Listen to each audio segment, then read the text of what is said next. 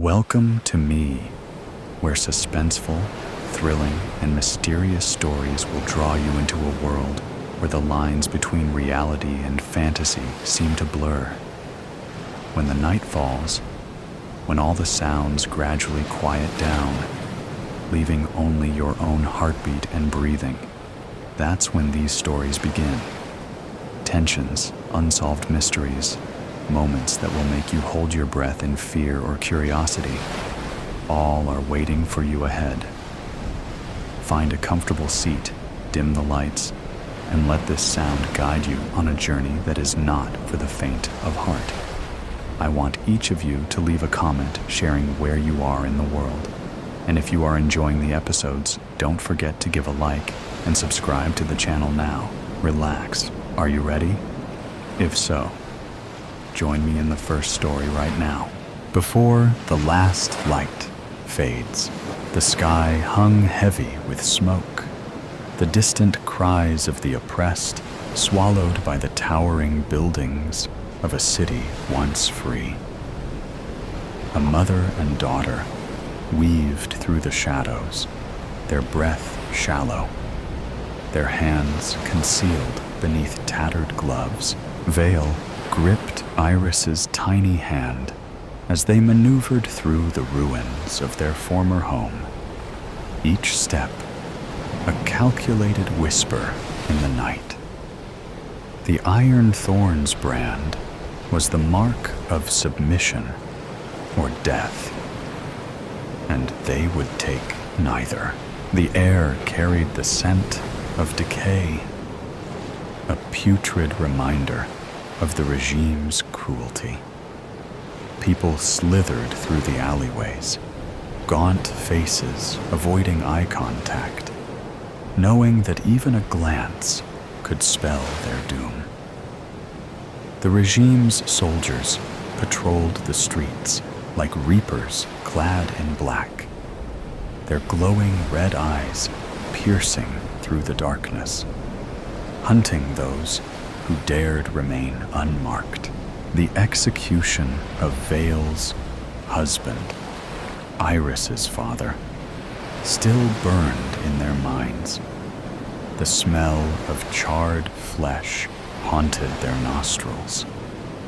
The crackling flames, the mocking laughter of the soldiers, the silence of the crowd. It all replayed in their nightmares. They had to keep moving, had to survive, had to evade the fate that had claimed him. Tonight was another night of scavenging. A half-crumbled restaurant stood at the corner of a ruined boulevard, its once vibrant walls now covered in soot and graffiti. Veil pulled Iris inside, keeping close to the walls. The scent of rotting food and stale air filled their lungs. The mother worked quickly, rifling through drawers, picking out anything edible, while Iris stood guard near the entrance. Rockgret, a sound, boots against concrete. Veil stiffened, signaling for Iris to stay silent. Soldiers, their red eyes glowed from the entrance as they fanned into the restaurant, their movements calculated, methodical. They began inspecting hands, searching for those unmarked by the Iron Thorn. Veil pulled Iris back, creeping toward a darkened hallway. A misplaced step, a brush against cold metal fork clattered to the floor. The sharp clang cut through the silence like a gunshot. Heads turned, red eyes locked onto them. Veil wasted no time. She yanked Iris's wrist and ran, her heart hammering in her chest. They pushed through a door, locking it behind them. A window. Their only escape. Go! Vale hoisted Iris up as the door behind them rattled. The girl scrambled through, dropping onto the cold alley below. The door splintered. VOL lunged through, just as the soldiers burst inside. Shouts erupted, radio static crackling to life. Lights flickered on across the street as people stirred. Gunfire roared. A searing pain tore through Vale's leg as she shoved the door of a rundown building open. She collapsed onto the floor, biting back a scream. Blood pooled beneath her as she dragged herself into the shadows, Iris clutching her arm, tears welling in her terrified eyes. Vale took her daughter's face in her hands. Listen to me. You have to hide. No, Mom. Please, Iris. Vale's voice cracked. Stay hidden, no matter what happens.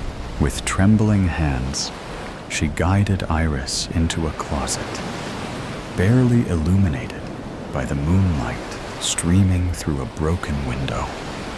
Iris clamped her hands over her mouth to stifle her sobs. The boots arrived. Heavy, unyielding. A soldier stepped into the room, scanning the darkness. Vale lay in wait. When the first soldier stepped through, she struck, sending him to the ground. But there were more. Too many. A rifle butt slammed into her face, and she tasted blood. Her vision blurred. The room spun. More boots. More fists. She barely registered her own teeth, breaking as she hit the ground. Through swollen eyes, Vale turned ever so slightly toward the closet, toward Iris. A soldier noticed. He stepped toward the door. The closet burst open. Iris flew forward, her father's pocket knife in her tiny hand. She plunged it into the soldier's thigh. A scream. A gunshot missed its target as the soldier reeled back. But then a massive hand swung, sending Iris crashing into the wall. No! No! Vale's voice was hoarse, raw with anguish. She tried to crawl forward to Iris, but a boot slammed down on her spine, pressing her into the filth-ridden floor. A soldier began inspecting their hands for the mark of the iron thorn. But there was no mark. A soldier crouched beside her, those glowing red eyes consuming her vision. We have plans for you. Darkness swallowed her whole. Days passed in black silence, interrupted only by the sound of rats skittering across damp stone. The air was thick with rot. Vale and Iris were dragged from their cell, their chains clinking, their bodies weak. The execution grounds reeked of gasoline and old death. The earth beneath them was blackened, littered with ash. The crowd gathered, silent, afraid. Vale pulled Iris close, pressing a kiss on her forehead. I love you, Iris. I love you too, Mom. Tears streaked down their faces, their fingers entwined. The soldiers poured gasoline over them, the cold liquid seeping into their clothes, filling their nostrils with its acrid scent. The crowd watched in silence, some with vacant stares, others with barely concealed horror. One soldier stepped forward, a Molotov in hand, his voice a cruel mockery. "I love you too." Laughter erupted behind him. The glass shattered. Chaos exploded. Flames roared. But not from the Molotov. It came from the sky, from behind the buildings. Rebels. Gunfire cracked through the air. The soldiers scattered, scrambling to defend against an unseen enemy. The crowd erupted, some running, some standing frozen in place. Vale, weak but driven by desperation, tore at the chains. A stray bullet shattered the lock. She ripped her bindings free, grabbed Iris, and ran. Through the chaos, they stumbled into an alley, their lungs burning, their limbs barely obeying their commands. The city screamed behind them, but for now, they were free. Vale collapsed against a wall, cradling Iris against her chest, her fingers running through the girl's tangled hair. The child trembled, clutching her mother's torn cloak. "We're okay," Vale whispered, her voice cracked and fragile. "We're okay." Iris buried her face into her mother's shoulder, sobs racking her tiny frame. "I thought we were going to die." Vale held her tighter, pressing a kiss against her head, rocking her gently. "Not today, my love. Not today." The night still loomed. The regime still reigned. But for this fleeting moment, they had each other. And that was enough. Eye of the horse. "Oh my God!"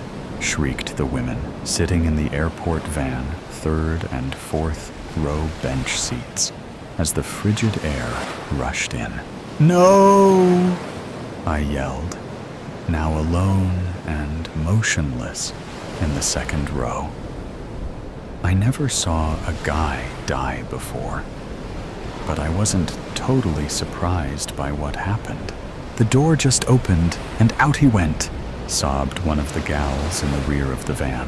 His body slammed onto the pavement of Pena Boulevard at 70 Mamie, then was splattered by the U.S. Foods 18-wheeler behind us. Steak delivery to Elway's Tap Room and Grill at Denver International Airport was definitely delayed that day. I wish I had never started a conversation with the guy next to me on American Flight 5460 Louisville to Denver. Or maybe I should have warned him to just close his eyes. That day won't stop playing back in my mind. It started innocently enough. "Hi, I'm Jim from Meeker." "Where are you from?" I said to the guy in the window seat. "My wife Annie says that if I get the middle seat, I should always make friends with my neighbors to avoid any armrest fights." I flashed him my biggest gas and oil business smile. "Oh, hello. I'm Brian from Kentucky. Well, at least originally," he replied while extending his oddly sweaty hand. "Where's Meeker?" "Actually, I live on a horse ranch just west of Meeker in northwestern Colorado. Horse country, just like you in Kentucky." I pulled up the bottom of my boot-top business jeans so he could see my Tony Lamas. Oh, hell no. I don't live anywhere near horses now, and never will. I'm a lawyer for the U.S. Department of the Interior. Brian's upper lip was sprouting beads of sweat with that comment. He looked like a size 48 man in a size 44 suit coat. I thought that might explain the perspiration. That's too bad, I said. God never made another animal so connected to human beings, except for maybe dogs. My stallion's big brown eyes can look straight into my soul. After a rough day of selling natural gas and fracking pumps, there's nothing like some quality horse time. Mind if I ask what happened between you and a horse? Oh yeah. You could say something happened. I was 15 years old, and a bunch of us decided to cut across a horse field to take a shortcut home from the school bus, drop off. Out of nowhere, this huge old gray horse charged at us and damn near bit me as we escaped over the fence. It had one scarred eye socket, and the other eye was all red and bulging and bloodshot. Scared the shit out of me. I fell off the fence and broke my right wrist. I cursed that horse, and I think he cursed me. Look, it never did heal right. Brian pulled up his sleeve, held up his meaty right arm, and revealed a wrist that was weirdly bent like a spoon. Yeah, I can see how that would spook you. How did the horse lose its eye? How the hell am I supposed to know? I was just a kid, and I sure didn't have anything to do with it. From that day on, old One Red Eye charged up to the fence and acted like it wanted a piece of me anytime it saw us walking along the road by his pasture. Hey, have you seen a stewardess yet? I really need a drink. Now Brian's hands were trembling a little. Our jet pivoted onto the runway. All eyes looked forward. Engine jets roared, and we accelerated with 3 Gs pulling us backwards into the seats. Then the wheels were up, and we were airborne. Hey, darling, could you please get my friend here an old-fashioned? And could you please put it on my credit card? Flight 5462's stewardesses looked like they were recruited from the geriatric ward, older and slower than the spry, shapely young ones from the good old days of air travel.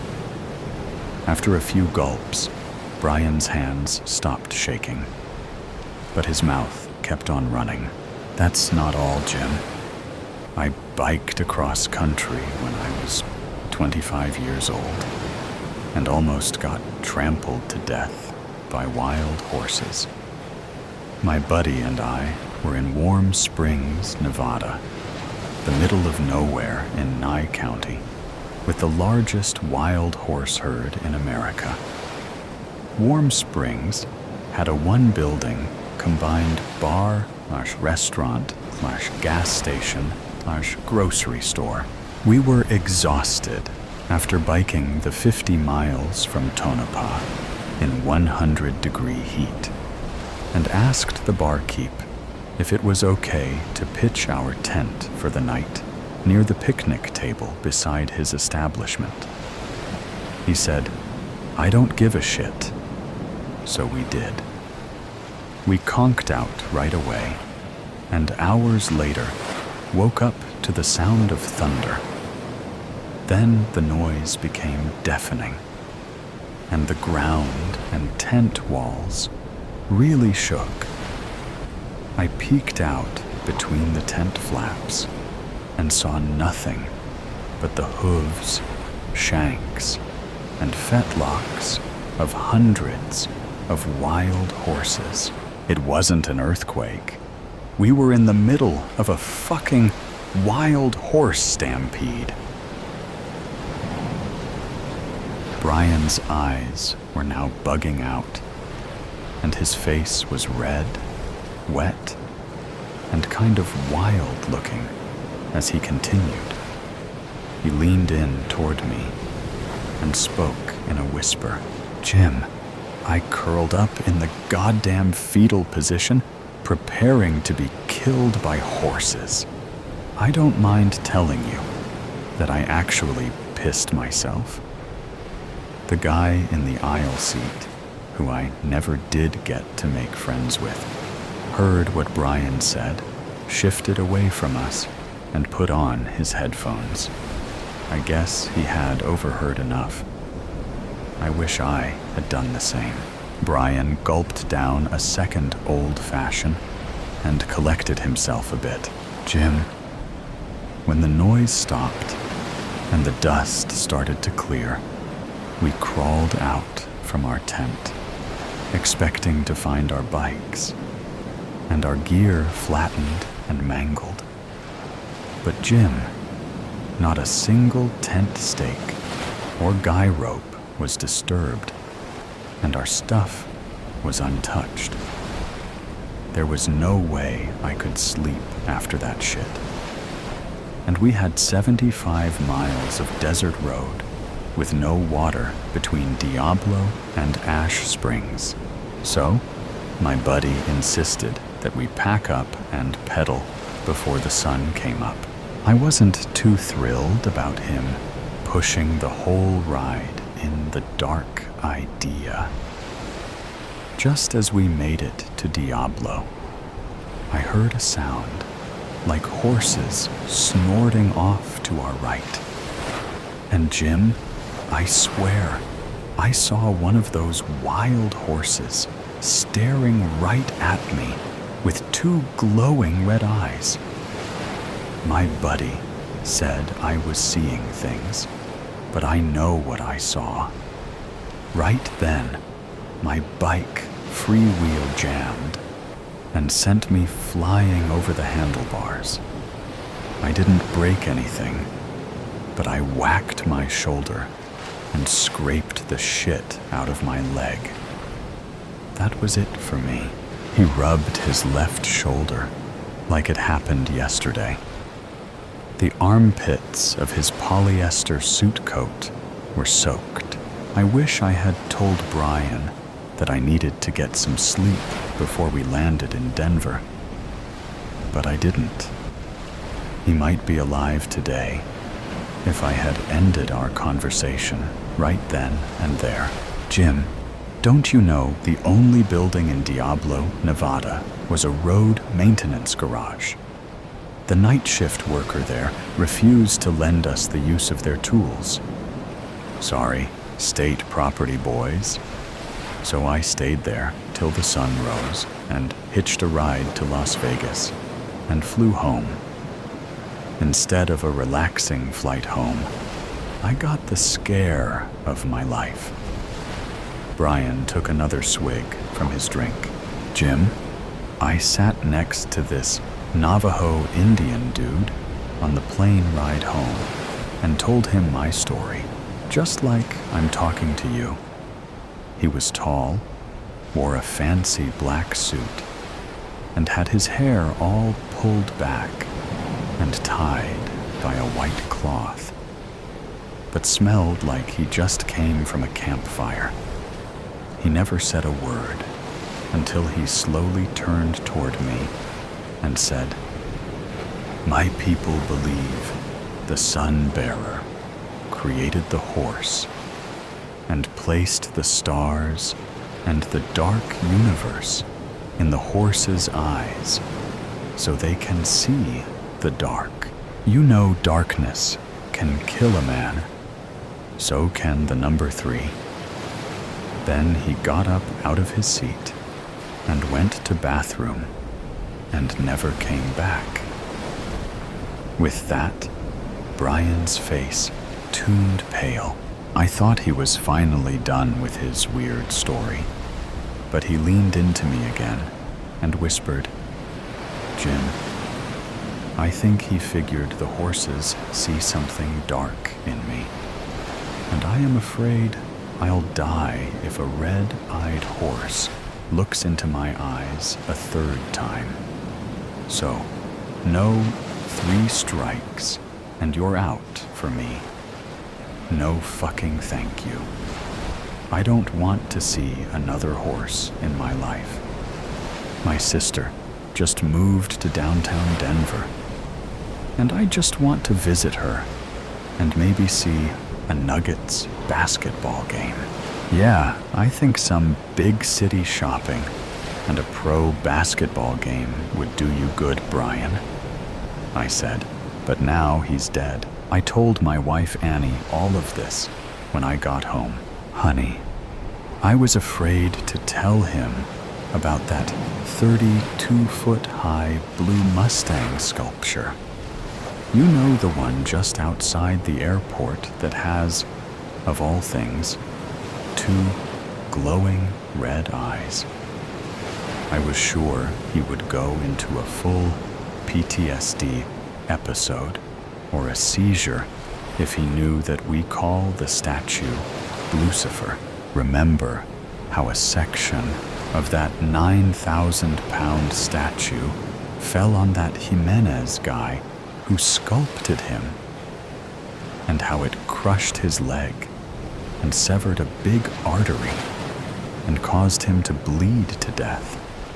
I figured he didn't know the story of the crazy guy who hopped out of his car and fired his gun at Lucifer, then turned it on himself. Annie, after we landed, I rode in the same airport van on the same front bench seat as Brian, specifically to distract him as we passed by Lucifer.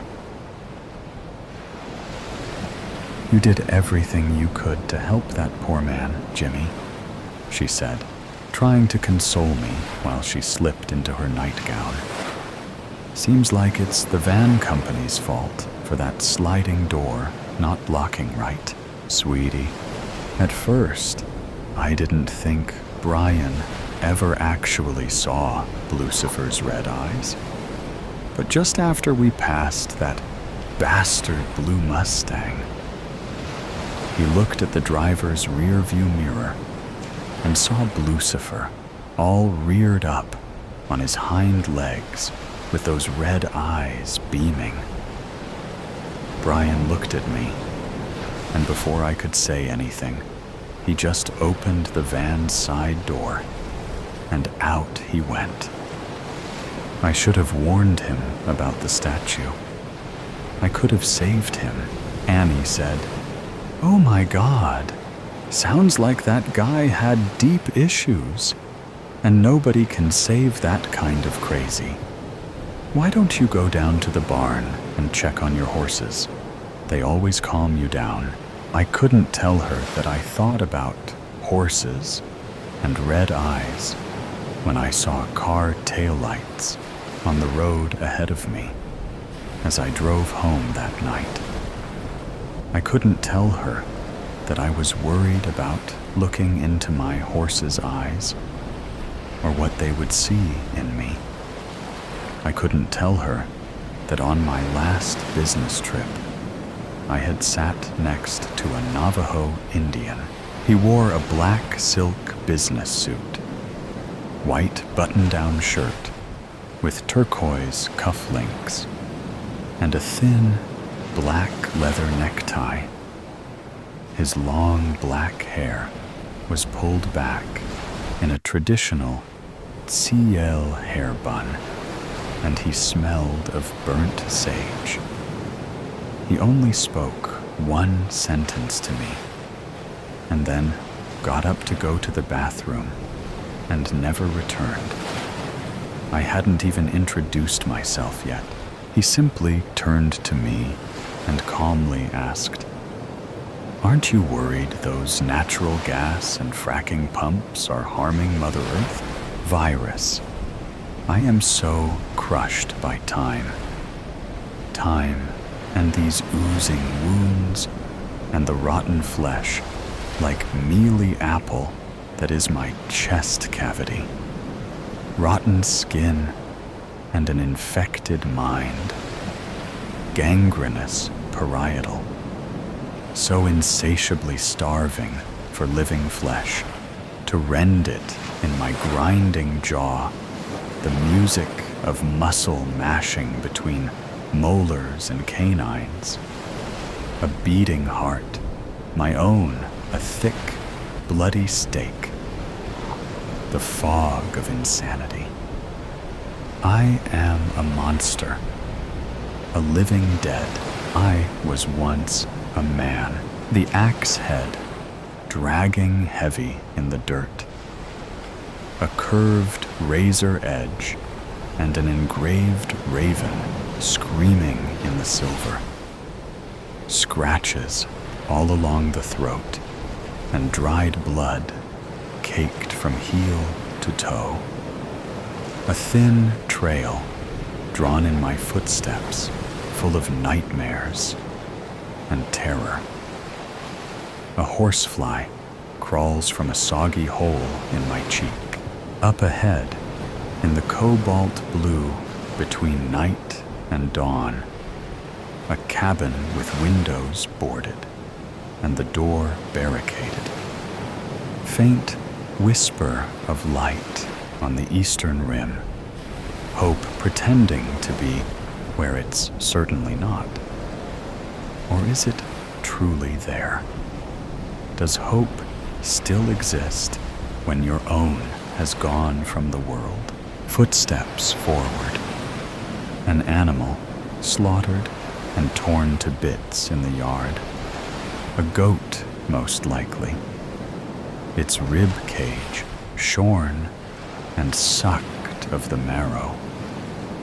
Bones and hooves make for lovely crowns. Some of the infected have shown an affinity for satanic macabre, my own skin crawling. The devil inside me too. Feed, devour carcasses, piled and burned and turned to ash. Skulls with strips of flesh melted to orbitals.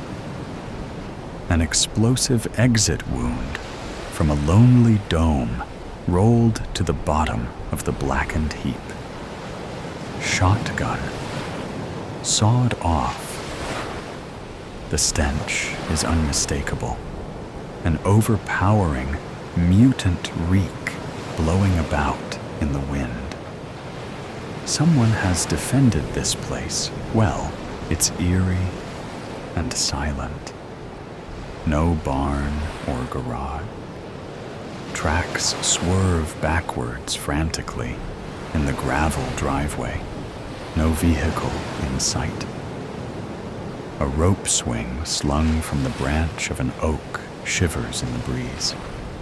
Crows cry from the barren trees. They've learned not to pick at our remains. Those that do go stark mad. They attack their own, and soon the whole murder is infected. Dark balloons, writhing in the sky, plowing at high velocities into stone structures, crashing through glass and shredding themselves to feathered ribbon. Perhaps everything living is gone. No. Through the foul aroma, something else. Sweat. Blood. Tears. Feast. The wood porch groans under my feet. Rancid stumps numb to feeling. Digits cracked and twisted from wild wanderings. Everything boarded. Nothing through which to peer. I rap a knuckle on the door. Solid, reinforced with planks.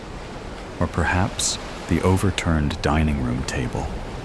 I make sure to stay clear of the frame. Whatever shotgun did damage to that skull could be waiting on the other side. Moments go by. Nothing. I asked Caroline to marry me in a field of sunflowers.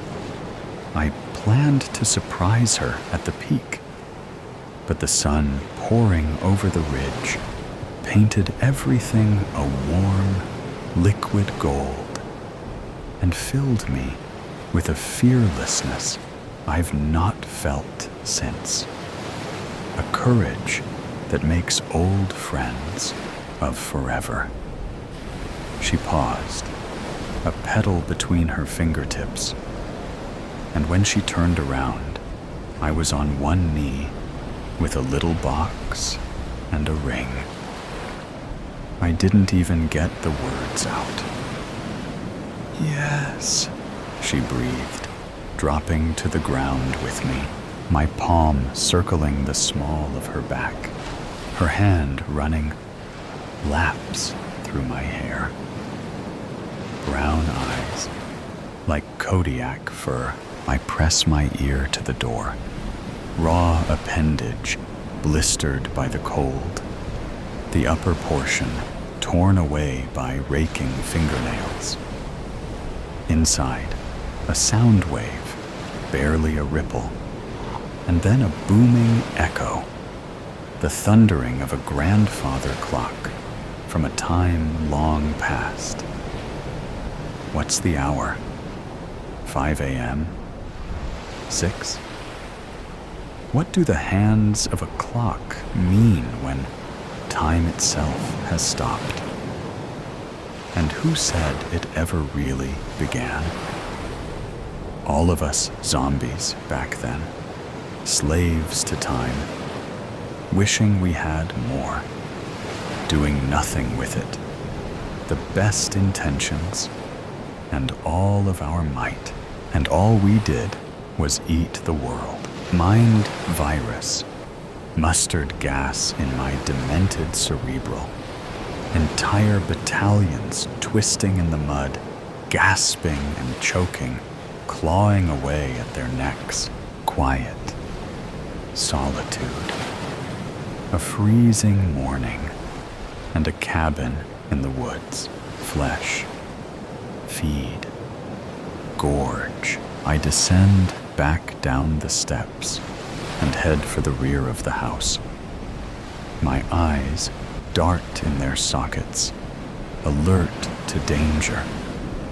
The obliterated mutants in the yard burned in my thoughts like the scorched outline of a cattle brand. A ton of ammunition to build a mountain of bodies that big. Landmines and claymores, maybe. But the car gone, and no sniper fire to greet me. A fiendish drawl of laughter leaks from me. Where else to go? The hell is all around you. The backyard, gray and dreary and desolate. Spindly trees like crooked skeletons, and a rusted weather vane plunged into the earth. A playscape with a slide and tunnel. Haunting emptiness. Abandoned next to the playscape. A purple big wheel with pink streamers taped to the handlebars, and Disney princess stickers pasted all along the back seat. Ice in my fingertips and chalk in my throat. A rupture in time and a memory forced to the surface. Winter sunlight streaming through the living room window, and a cinnamon aroma wafting through the hall. Evergreen needles and ornaments sparking within. Icicles and candy canes and crimson hearts adorned with all of our smiles. Thrashing tearing, ripping. The wrapping paper undone, while she giggles with glee. "Wow!" she hollers, animated as a cartoon coyote losing its top. "Yay, Daddy!" She bounces up and down in the rubble, the paper crunching and crinkling beneath her, a smile on my face, and Caroline's hands on my shoulders. She kisses my cheek and rests her chin on the top of my head. "Oh, what did you get her?" she asks, the size of the box exasperating the tone in her voice. Surely there's nowhere to put it? Not in this tiny space. "It's a big wheel, Mommy." She's flipping it sideways and shoveling away the mess to give her mother a clear view. Her eyes beam with excitement, and electricity crackles in the room. Fleece jammies and wool socks floating a few strands of her strawberry blonde locks in the sunlight. "Can we take it out, Daddy? Can we?" She tugs at my arm. "It's all right with me. Ask your mom, though. Even Daddy has to ask Mom when he wants to do something around here." She bites her lip. She can be annoyed by the box occupying half the living room, or the childishness of her husband's silly, untrue joke. But what she can't deny is the thrill in her daughter's voice, or the simple joy that arises within a child when they receive a bike on Christmas. "Oh, okay," she relents, but coat and boots on Missy. "And take your father with you. I've got a breakfast casserole in the oven, and I still have to ice the cinnamon rolls." Gabby bounds from the room cheering. "And you?" She gives a playful shove.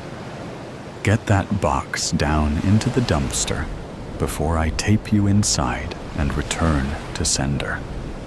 I wrap her in my arms and take her down to the rug. She shrieks and we laugh and kiss, rolling around in the mess. The empty playscape again, front and center, and the big wheel lonely on the hard ground. Rage surges through me. I have the sudden urge to split a living thing in two, to pin its entrails to the wall. My hunger is an ocean, a quick twitch, wretched suffering, and a tweaking need for flesh between my teeth. There's a log on a stump from the before times when smoke from a chimney wasn't a sure way to get you killed. I raise the axe over my head and unleash an animal howl. I bring it down savagely, splitting the log in two and the stump 3/4 the way to the ground. Rage. Feed. I pry the axe free and return my gaze to the cabin. Something unexpected. The back entrance is exposed. The door's been ripped from its hinges. It lies mangled 10 yards away. Darkness in the frame. Silence. No movement, but my own steps forward. A snarling in my mind. An impatient unease. I pick up a stone and lob it through the door. No hail of gunfire. No screams shredding the silence. I hold the axe steady and enter. A trail of blood on the kitchen floor and a shattered coffee pot nearby. Jagged remains of dishes scattered everywhere. Bullets in the wall and casings at my feet. A confrontation. But where are the bodies? or at least the remains. Somewhere near, the scent is stronger, and the sound audible through the door. It's clearer now. A radio. There's a radio playing.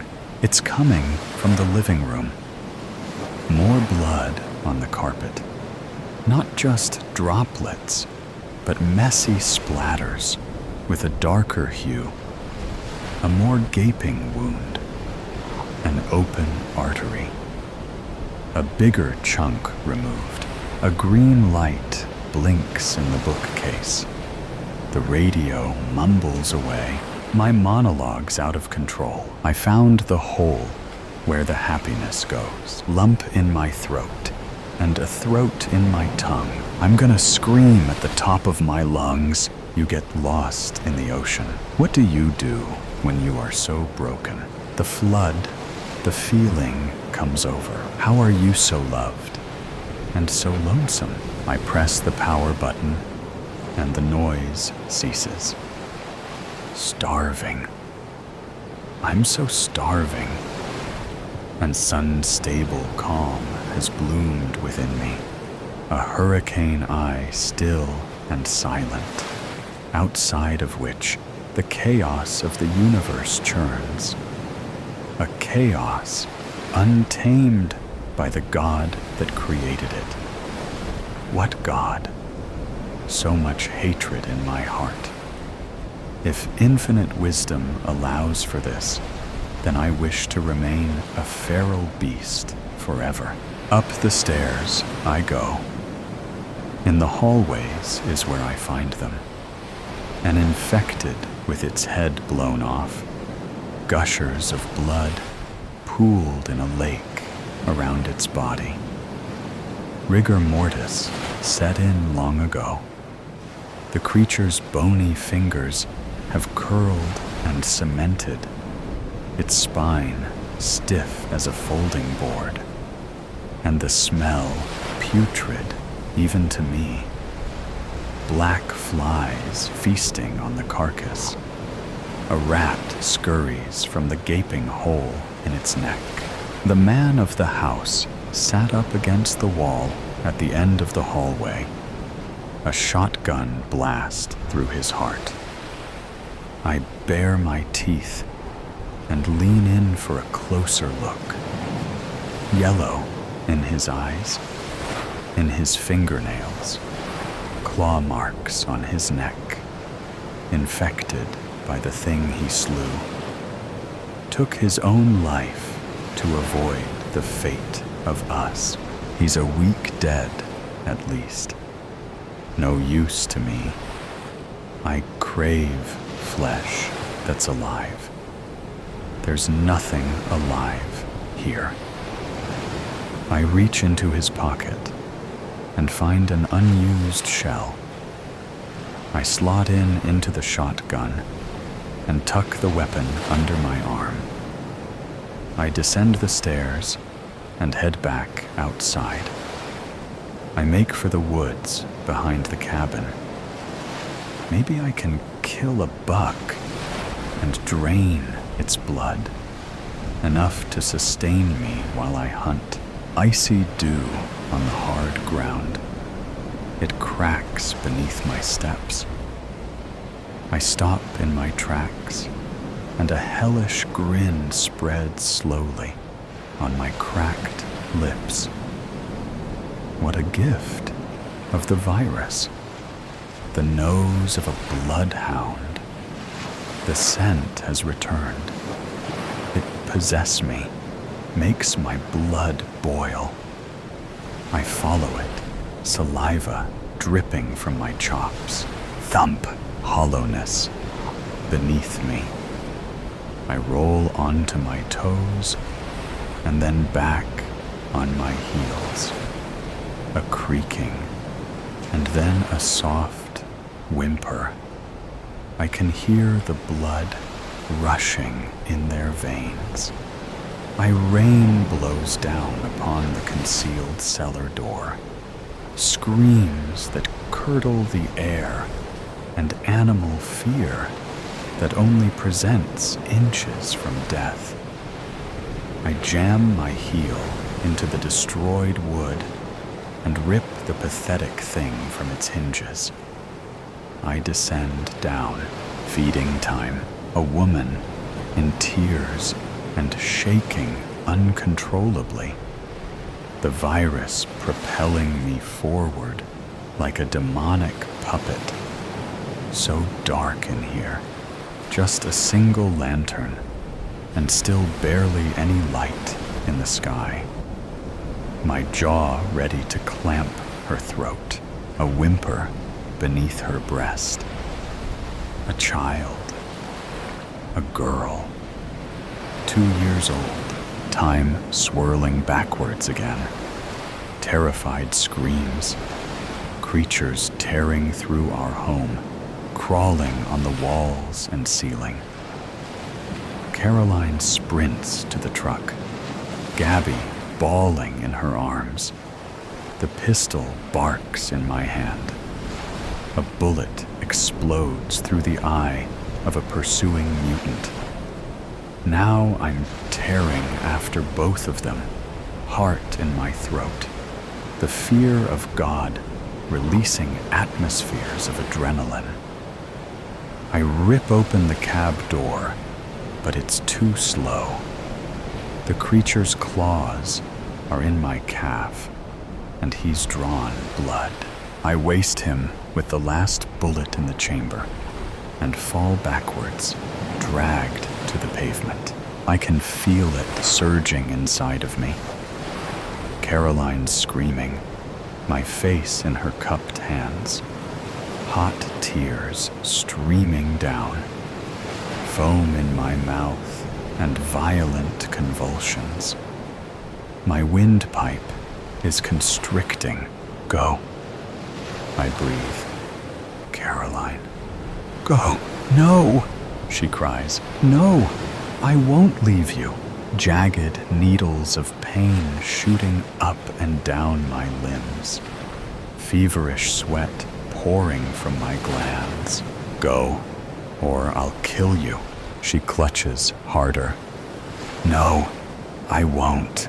Yellow sun bursting in my corneas. Boiling rage and insanity beginning to blink its horrible visions. I take a final look at my baby girl. Then my last words before losing control. Go, or I'll kill her. The Jeep roars from the driveway, gravel dust clouds, and descends upon me. Wailing with her hands, pounding the glass, is Gabby. In her grip, her little Jonathan husky doll, time present again. In the dark cellar, a mother and her daughter. And in the terrified girl's hands, a stuffed beagle. Her own Jonathan. I jolt backwards, the cords in my neck straining under great pressure. Oxygen has evacuated my lungs. Kill, feed, musty in the cellar. A dankness that comes with the dark and wet. Go, Caroline, I won't. I collapse to my knees and retch. Blood in my eyes. Ravenous hunger that grips me. The woman clutches her girl and cries. She rocks back and forth, covering her daughter's eyes. No, I can't. No, I won't. Choked words between the retching. I won't leave you. Go, or I'll kill her. The fury is about to take over. I can feel it cresting into the abyss. One last shred of humanity inside me. My daughter's eyes in my soul. I clasp the shotgun and slide it, panicked, across the cement floor. do it, I scream. But the virus has taken everything, and it comes out as a wild, maniacal howl. I'm overtaken, completely overrun. There is no more of me left. She lunges for the shotgun. I lunge to feast. A blast shatters the morning. There is no more of me left. What lies behind her mirror?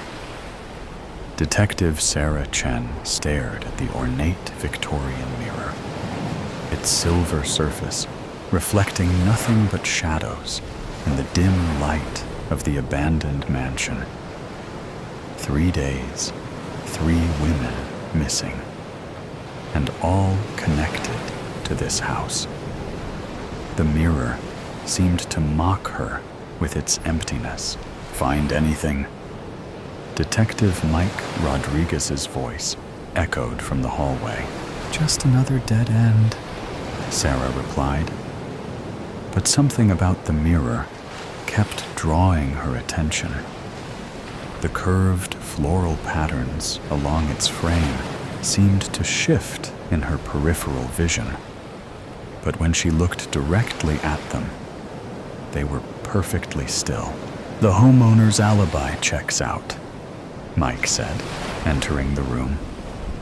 He was in Tokyo when the first woman disappeared. Sarah traced her fingers along the mirror's frame. What about his wife? That's where it gets interesting. Mike pulled out his notebook. Mrs. Eleanor Wright hasn't been seen in public for 6 months. Neighbors say she became a recluse after their daughter's suicide last year. Sarah's hand froze on the frame. Suicide? That wasn't in the case file, because it wasn't ruled a suicide officially. The daughter, Rebecca Wright, 19, was found in this room, in front of this mirror, with no signs of trauma. Toxicology came back clean. They called it natural causes, but 19-year-olds don't just die of natural causes, Sarah finished. She leaned closer to the mirror, her breath fogging the glass. For a moment, she thought she saw something move behind her reflection, a shadow darker than the others. Here's the part that'll give you chills, Mike continued. Each of our missing women reported seeing someone following them in mirrors before they disappeared. Their therapists all noted it as a shared delusion. Sarah stepped back from the mirror.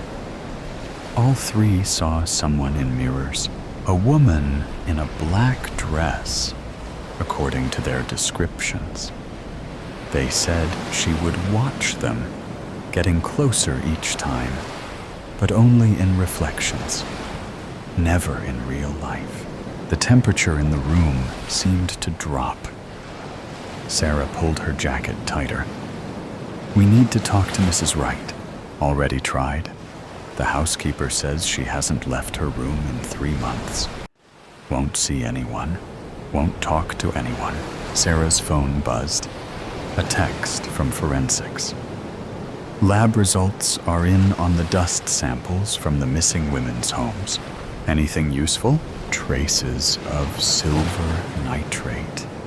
And Sarah squinted at the screen. Something they can't identify.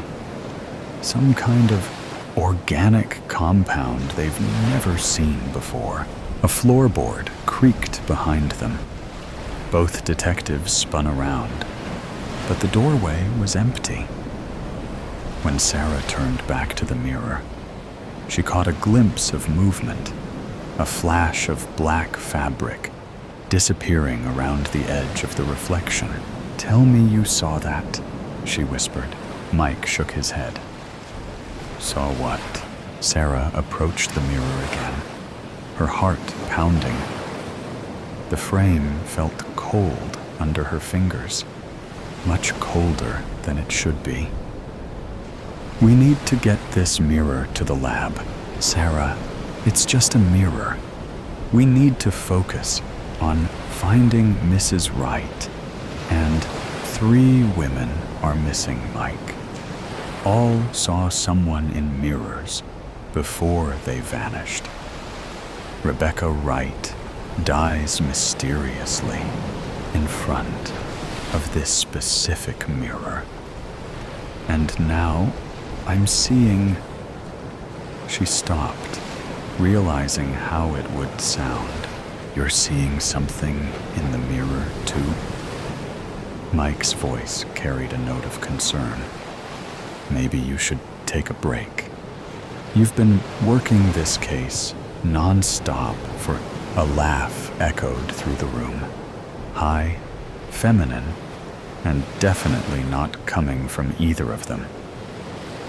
Mike drew his gun, scanning the shadows. NYPD, show yourself. Sarah couldn't move. In the mirror, a woman in a black Victorian dress stood directly behind her. But when Sarah spun around, there was nothing there. The figure remained in the reflection, smiling. Mike, Sarah's voice shook. Look in the mirror. He turned, and his face went pale. That's not possible. The woman in black raised a finger to her lips, then pointed to something behind them. Against their better judgment, both detectives turned. A door had appeared in the wall, a door that hadn't been there moments ago. It stood slightly ajar, revealing a silver glow beyond. Call for backup, Sarah said, drawing her weapon. Mike already had his phone out. No signal. The woman in the mirror laughed again, the sound seeming to come from everywhere and nowhere at once. When they looked back at the reflection, she was gone. But words had appeared in the fog of Sarah's breath on the glass. Come find us. We need to leave, Mike said, backing toward the room's entrance. Now. But Sarah stood transfixed by the mirror. In its depths, she could now see multiple figures. Women in modern clothing, frozen in poses of terror, their faces familiar from the missing persons reports. And behind them, barely visible, was Rebecca Wright, mouthing 2 words over and over. Help us. The killer isn't Mrs. Wright, Sarah whispered. It's the mirror. Somehow, it's the mirror. That's impossible. Mirrors don't kidnap people. Mirrors don't kill. 3 months ago, I would have agreed with you. Sarah's fingers found a catch in the mirror's frame, a small lever hidden among the floral patterns. But look at the evidence. The silver nitrate in their homes, the mysterious compound, the shared visions. What if this isn't just a mirror? What if it's a door? A door to where? Sarah pressed the lever. The mirror's surface rippled like water, and through it, they could hear distant screams. I don't know, she answered. But those women are still alive in there, and we're going to get them out. Mike grabbed her arm. Wait. If this is real, if this is actually happening, we need a plan. We need equipment. We need to move now. Sarah cut him off. Look, the ripples in the mirror's surface were spreading to the frame, to the wall around it. The door behind them creaked wider, the silver light growing brighter. It's not just a portal, Sarah realized. It's expanding. If we don't stop it now, it'll take over the whole house, Mike finished. The whole city. Sarah checked her gun, knowing it might be useless against whatever waited on the other side. I'm going in. Call for backup if you get a signal. If I'm not back in 30 minutes, I'm coming with you, Mike said firmly. Partners don't let partners enter interdimensional mirrors alone. Despite everything, Sarah smiled. Ready? Mike nodded. Ready. Together, they stepped through the rippling surface. The last thing they saw in the normal world was their own reflections, distorting and fragmenting as reality bent around them. Then, they were falling through silver light, the screams growing louder. And somewhere ahead, a woman in black was laughing. The mirror stood silent in the empty room, its surface slowly stilling until it once again showed only shadows. But if anyone had looked closely, they might have seen new figures in its depths. A man and woman in police uniforms, running through an endless maze of mirrors, chasing a figure in a black dress who always stayed just out of reach. And on the wall, in elegant Victorian script, new words appeared in the dust.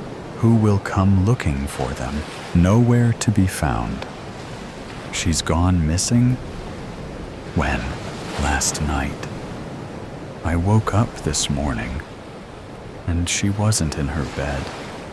I thought maybe she'd gone to the bathroom, but she wasn't there either. I checked everywhere. Oh my God, Tori, did you check the backyard? Maybe she went outside to play early. Of course, I checked the backyard. I checked the whole house, top to bottom. She's not the type to just wander off, especially not this early in the morning. Okay. Have you called the police? Not yet. I don't know. I was so panicked. I called you first. You know how they are. They'll assume the worst, that I'm a bad mother. Tori, stop. Listen to me. You need to call them now. The sooner they start looking, the better. Every second counts. You're right. I'll call them now. Good. I'll be right over. Just stay put. Thank you, Sam. I don't know what I'd do without you. Don't worry. We'll find her. Just breathe. 911. What's your emergency? My daughter. She's missing. I can't find her anywhere. Ma'am, can you give me your name and address? Victoria Brooks, 123 Main Street. And the missing person's name and age? Rose Brooks. She's 6 years old. She has long, dark hair, light brown eyes, and she was wearing her favorite pajamas, the ones with the little bunnies on them. Mrs. Brooks, we'll send someone over to take a statement.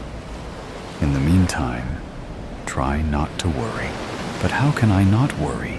She's just a little girl. I understand, ma'am. But it's important that you stay calm and answer the officer's questions clearly. Can you do that? Yes, I'll try. Good. An officer will be there soon. Tori, it's me, Sam. Oh, thank God. I'm so glad you're here. I'm a mess. I told you I'd come. Have the police been here yet? Not yet. They said they'd send someone over soon. Did you find anything else? Any clues? Anything out of place? Nothing. It's like she just vanished into thin air. Her bed was unmade, as if she got up normally. But her favorite stuffed animal, Mr. Snuggles, is gone too. Mr. Snuggles? That's her little teddy bear, right? Yes, she never goes anywhere without him. It's strange. Maybe she took him with her. Did you check the windows? Are any of them unlocked? I don't know. I'll check. The one in the living room was unlocked, but it's too high for her to reach.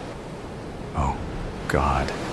Do you think someone took her? We don't know that yet, Tori.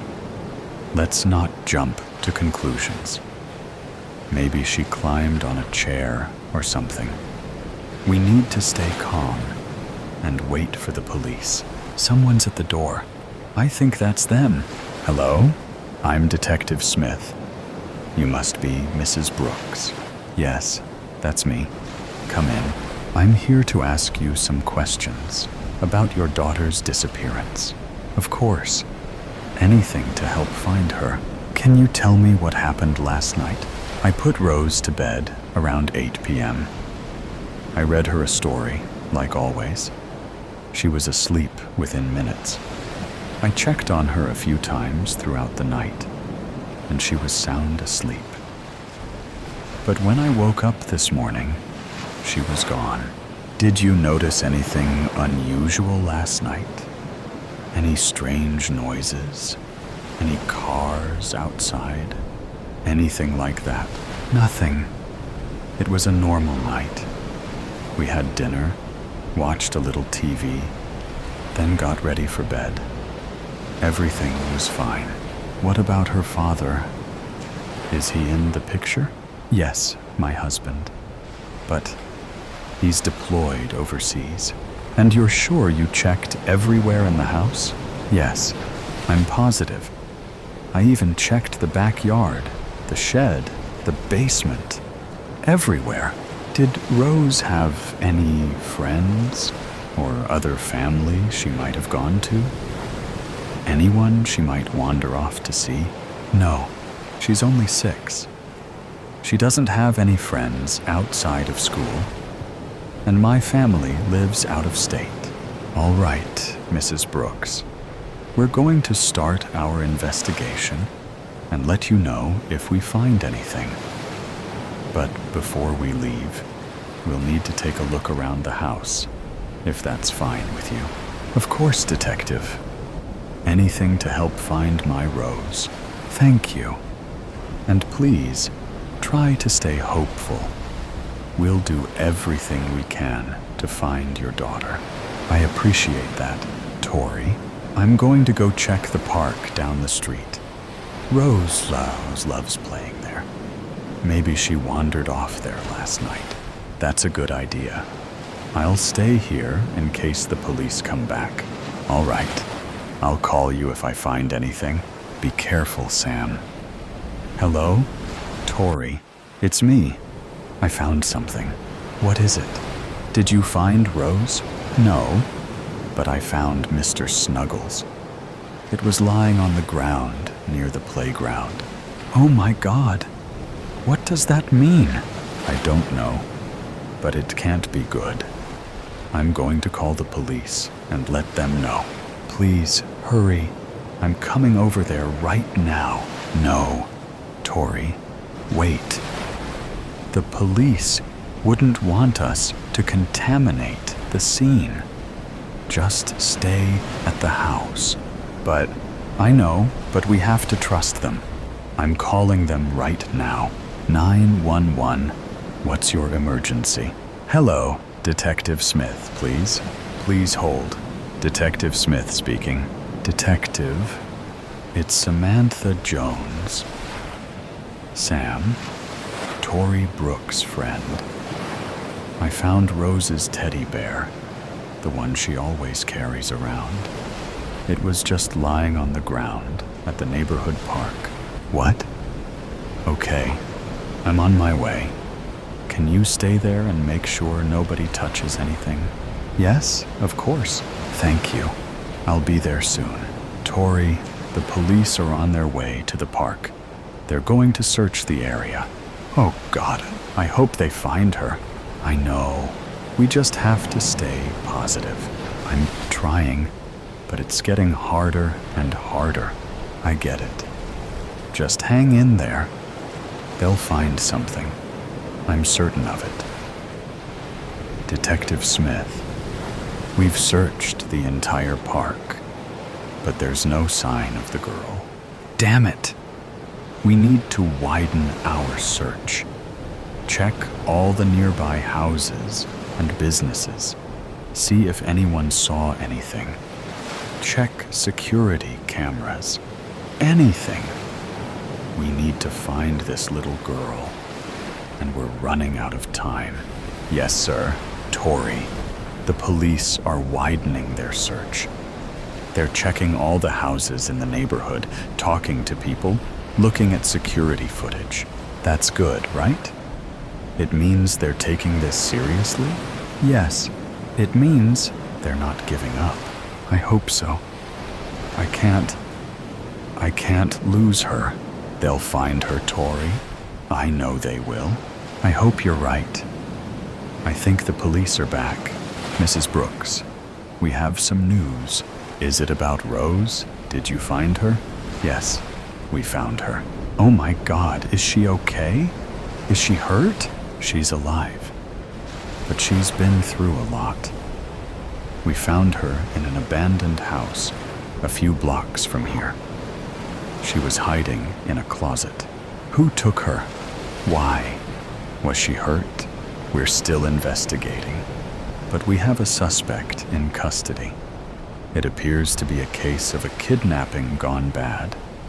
The suspect has a history of similar offenses. Rose is being checked out at the hospital, but she seems physically unharmed. Oh my God, I can't believe this happened. I can't believe someone would do this. I understand. It's a terrible thing. But the important thing is that Rose is alive. Can I see her? Yes, of course. She's at the hospital right now. We'll take you there. Thank you, Detective. Thank you so much. You're welcome, Mrs. Brooks. We're just glad we could bring your daughter home. Rose! Mommy! Mrs. Brooks. I'm so glad Rose is okay. Me too. I can't believe this nightmare is finally over. I know it's been a long day, but it's a happy ending. Yes, it is. A very happy ending, but frightening nevertheless. We need to get you both home. But first, we'll need to speak with Rose. Detective, Rose has been through a lot. Could we do this tomorrow? Perhaps you could stop by the house around noon. Sure, I understand. I'll have an officer drive you all home. Thank you. And in the meantime, I'm never letting her out of my sight again. I think that's a good idea. The suicide shop. The suicide shop. When I first saw Kevin Trask, he was almost naked. Perhaps fully naked in my mind's eye. But he was wearing the skimpiest of bathing suits as he got out of his pool, stretched and toweled himself in the noonday sun. He could have modeled for any underwear ad. He was that chiseled, with long, angular lines from head to toe.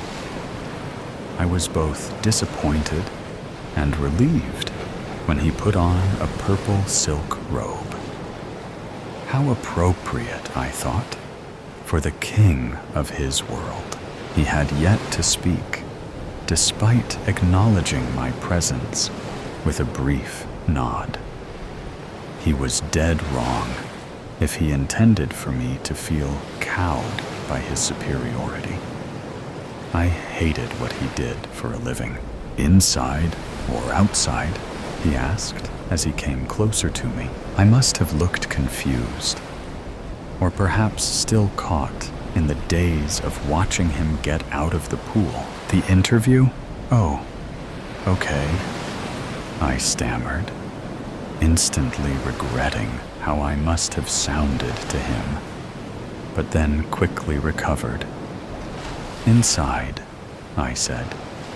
"Too much sun out here, and I did not bring sunscreen." Inside, I groaned, thinking I could not sound any more stupid and thrown off by his looks, like any schoolgirl, instead of a crack reporter for the Daily Interview, a serious national magazine, a Pulitzer Prize finalist, for God's sake. Jeannie Hawk, crack reporter, bowled over by a Chippendale. "Follow me." He turned and walked away from the house, and then through a hidden door in the outbuilding next to the pool. I like to use this room, out of earshot of the staff. NDAs can only cover so much. I don't want to be overheard spilling state secrets, he said with a smile. "The interview will take about an hour," I said. He sat down and pressed a button on the side of his chair. The wall on the right side rolled away to reveal floor-to-ceiling window panes, revealing a view of the valley and city below. "Nice view," I said. "Fit for the Lord of all he surveys." He chuckled. "I like it." "Okay then, Jeannie Hawk, ask away." He got up and went to the wet bar. "Drink?" "Just water." Kevin Trask rarely did interviews, and I wanted to take full advantage of his time. Indeed, other than a few transitory answers at press conferences, he had never given a full interview. I placed my recorder and notebook on the coffee table before me, then dug into my purse for a pen. He watched me as I set up the tools of the trade. "Why both?" he asked. "Why both pen and paper and recorder?" "I always like backup," I said. "I never did trust technology." He shrugged. "I do." I studied him, taking in the sculptured beauty of his face, the one plastered all over the country on magazines, billboards, and buses. He took you into his eyes, forgiving all, a confessor and father, brother, even lover, all at once, leaving you wanting to do nothing but fall into those eyes and let it all go, listening to his voice as he told you to come find the peace you sought, the release you need, the end you had to have. And here I was, sitting before the real person behind those ads. I shook myself back to the task at hand. "This is Jeannie Hawk, date June 1st, 2035. So, Mr. Trask," he stopped me with a hand. "Call me Kevin," he said, inviting me to continue. "So Kevin," I stressed the word, "how did it all start? Where did you get the idea for the suicide shop?" "People have always wanted to kill themselves, Jeannie.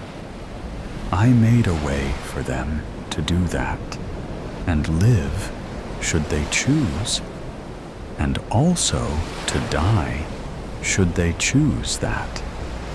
It turns out that being able to do that all in one place made for an attractive business." My turn to hold up a hand.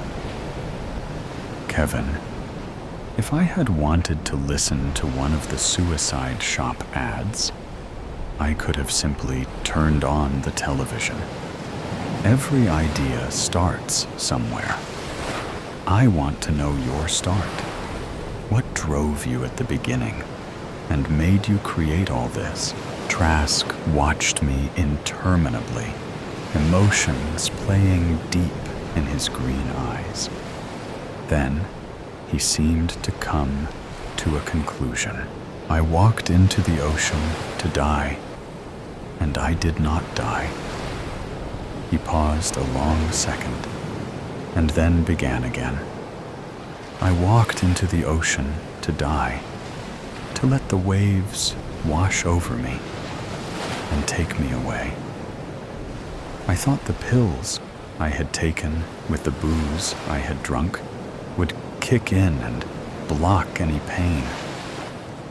I had been depressed for a long time and wanted it to end.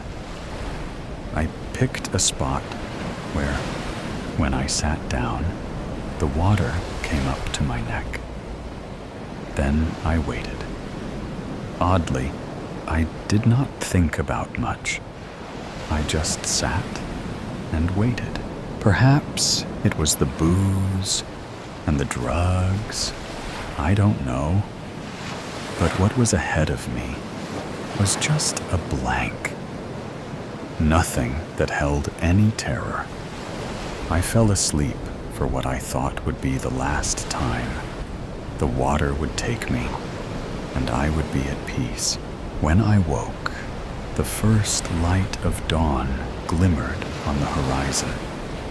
I was now sitting on wet sand, naked, the water's edge now 5 feet behind me. The tide had gone out, not in, and now I was sober and exposed and very, very naked. I raced to my clothes, still piled on the sand. I pulled the shorts on and then slipped back into my hotel room. No one saw me on the beach at that time of the morning. I would have made quite a sight to the old couples who strolled the early morning hours on the sand, hunting for shells and health. You cannot imagine how foolish I felt, both lucky and a total failure simultaneously. The odd thing was that I no longer wished to die. My depression was gone, lifted from me like a weight that held me down. I felt light and released and did not fear the future. He stopped, not looking at me, lost in thoughts of long ago. I asked, "If you did not want to die anymore, then why did you start a company that provides suicide as a service?" He returned to the present, looked at me with those eyes that poured deep into my soul, and smiled. "Have you ever wanted to kill yourself, Jeannie?" "Of course not," I said, perhaps a bit too briskly. "I don't believe you. Most people want to at least once at some point in their lives, only to be stopped by circumstance or fear. Morality offers only partial protection. When you do it, it seems like a good idea at the time." I never forgot that. I had truly wanted to die. I had no reservations, and yet I did not die. And in that not dying, my life was given back to me. I went to work in various businesses, creating a living for myself and doing very well. I watched as society's attitude toward suicide changed, and a new movement started. My life My body movement swept the country, sometimes not easily, but it continued to grow. People had become tired of being told what to do, no matter whether it meant being told what to do to live or being told what to do to die. They looked at it like a new war of independence, and they won. Congress eventually passed the My Life, My Body Act, making suicide legal. I helped, worked for the movement, and gave my money and time. I had a plan that I had ready for the time that came. I saw a need to provide people with a way to explore the suicide scenario safely, to see if that was indeed what they wanted, or if, like me, they would find that it was just a good idea at the time. So, I opened my first suicide shop. There, you could try the various ways to do yourself in. I expected that many people would regret the act if saved from it, just as I had been. I arranged multiple ways to try. A menu, so to speak, death à la carte, all safe unless you flipped off the safety switch. Then, it became permanent, but it was rarely used. Most preferred the safe try. The first shop was so successful that I franchised it, and it became the largest chain of any company in the country, and over the years, in the world. Would you like to see the inside of the shop? Absolutely. I followed him out of the house, down to a parking area with a large blue Rolls-Royce and a red Lamborghini. The chauffeur was waiting by the Rolls, and I expected him to get in that one, but he crossed the parking lot floor and held the door of the Lamborghini open for me. I like to drive. Do you feel you are doing all this for the money? I asked when we were driving. He just looked straight ahead, weaving in and out of the traffic, expertly guiding the car.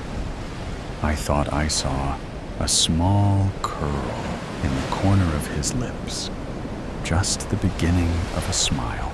That's an old gambit, not very inventive, and surely you can come up with better. I provide a service. Others could do it as well, but I think my way gives people a chance to reconsider, to change their minds, and not complete the task if they are not truly committed. True, I said. What about those who come back repeatedly?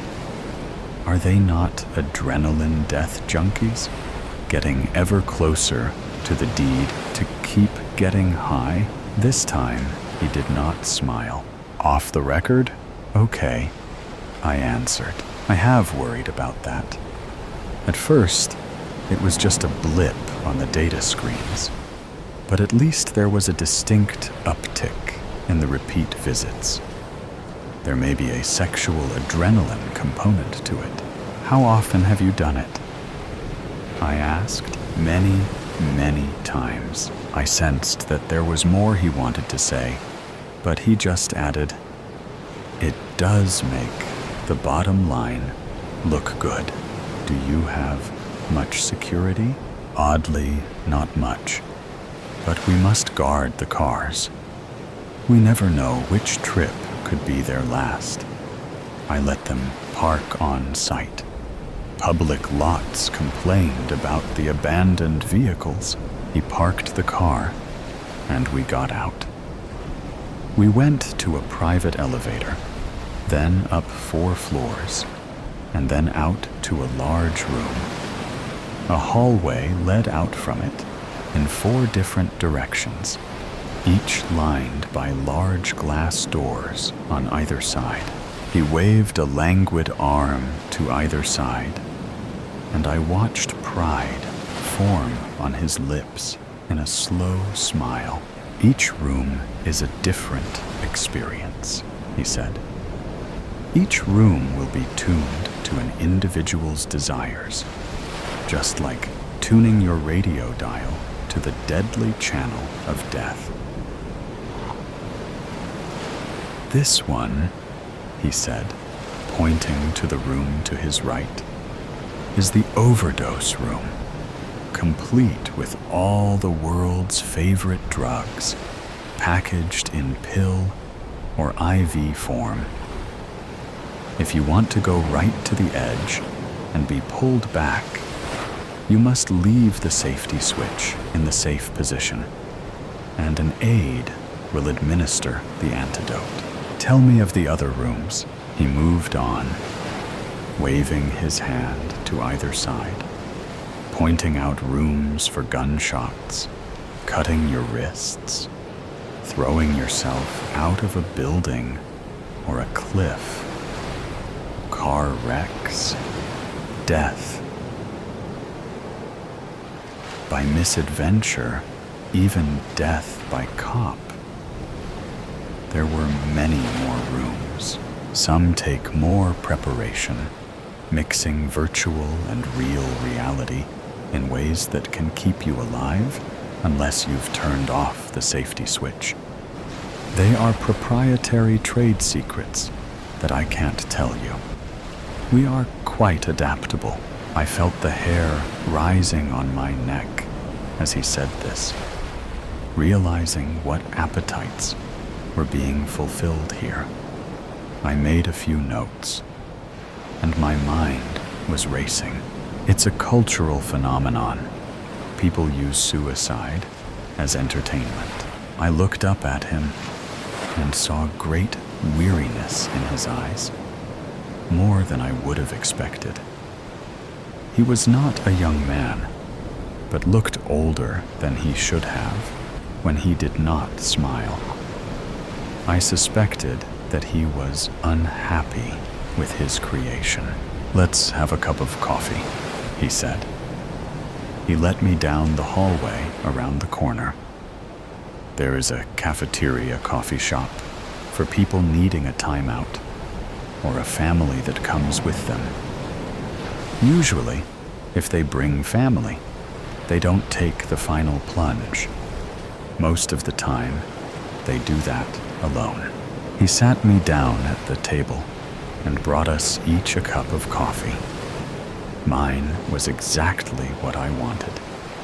Heavy duty, with lots of sugar.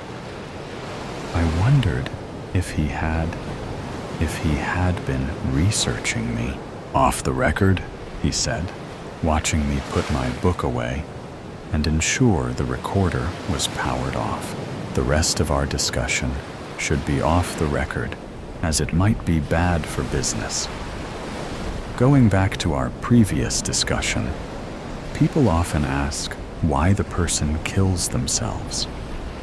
As I told you, I've always said that it is because it seems like a good idea at the time. The premise of my business was to have a way to explore that and find out if that's what you really wanted to do. Once the laws were changed and suicide became legal and a recognized right, it took on a life of its own. As you know, I have thousands of suicide shop franchises worldwide and gather data on the people who do it themselves. At first, it was a small number, but most people seemed to be looking for experience without true motivation. I've noticed, though, that the more you try, the more you return. And the more they return, the closer they get to the end. I believe you're right. Those people have developed an addiction.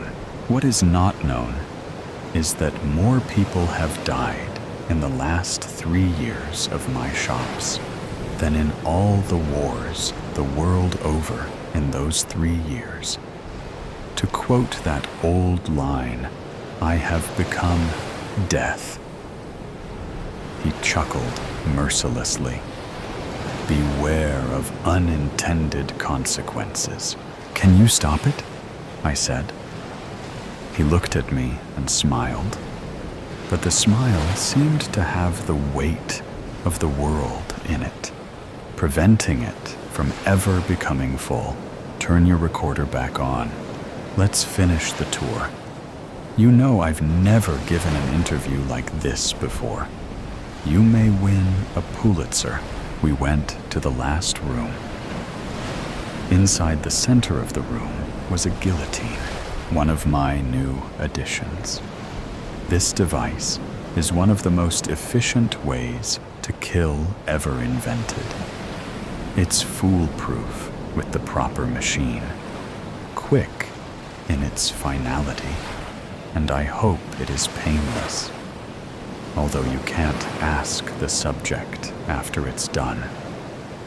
Of course, it has a safety switch, and as with all the rooms, I can measure all the physiologic signs right up to the actual death moment.